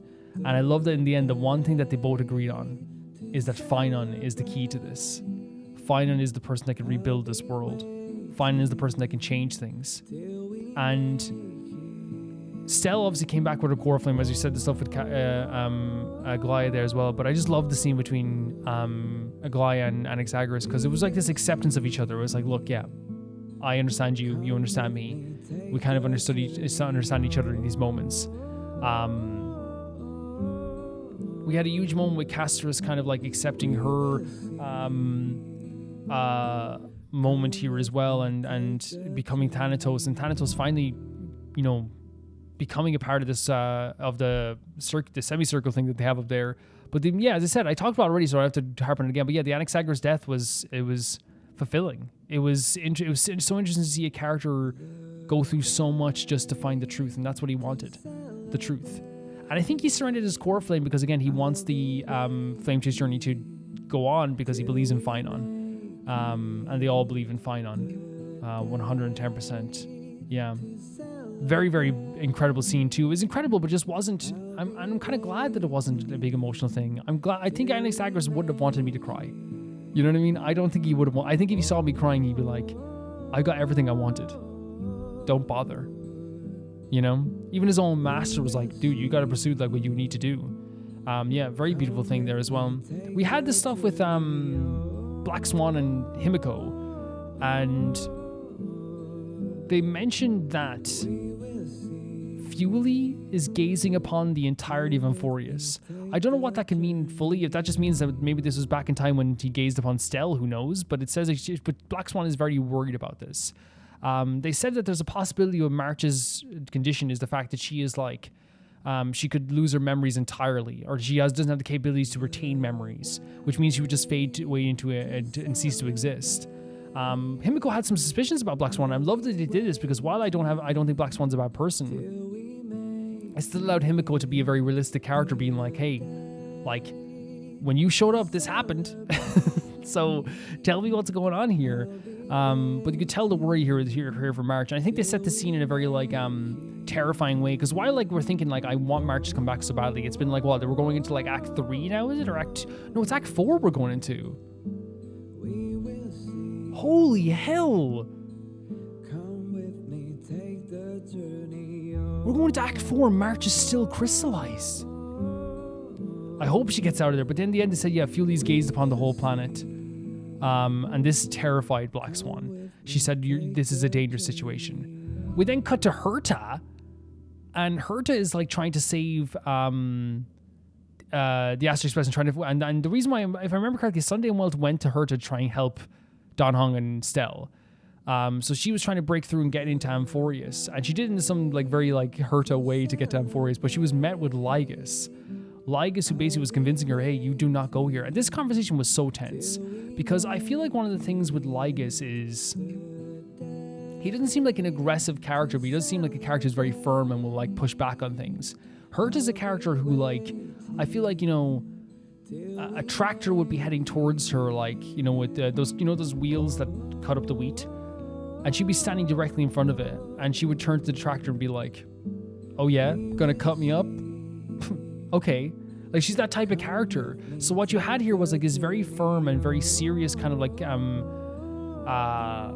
Lygus, who was trying to be a bit playful at first, being like, oh, welcome. He was trying to be like very polite and nice, but he kind of realized that like Herta in her own way is a brick wall, not because she's not caring or not because she doesn't have a personality, but because she will sass you to death. she will sass you to death. I feel like she's the only person who could like walk into like, you know, an American DMV and have everyone in the DMV in their own, like, you know, like in the lines, who was working there in the lines instead of the people, you know, she would get her driver's license done in like 1 minute because she would sass them all into doing it. She is like legitimately just like such a cloud of sass in the most hilarious way possible. And that's what happened here. She kind of like, she sassed him to death. And Lygus is like, I don't know, like, he has to like keep telling her all these things, and eventually he tells her like the biggest thing, which is if you enter Amphoreus, I think it's what he's saying, if you enter Amphoreus, then a Lord Ravager who follows Nanook will unleash himself upon Amphoreus. So that leads me to believe that there is a Lord Ravager on Amphoreus somewhere. There's a Lord Ravager somewhere. And we know with Lord Ravengers what they can do. We saw what Phantilia did on Xian Shou. It is no laughing matter. It is a dangerous and horrible situation. So we know what they can do. We know what they're capable of. And that's what the terrifying thing is like we know that they're capable of doing something absolutely horrible and horrific.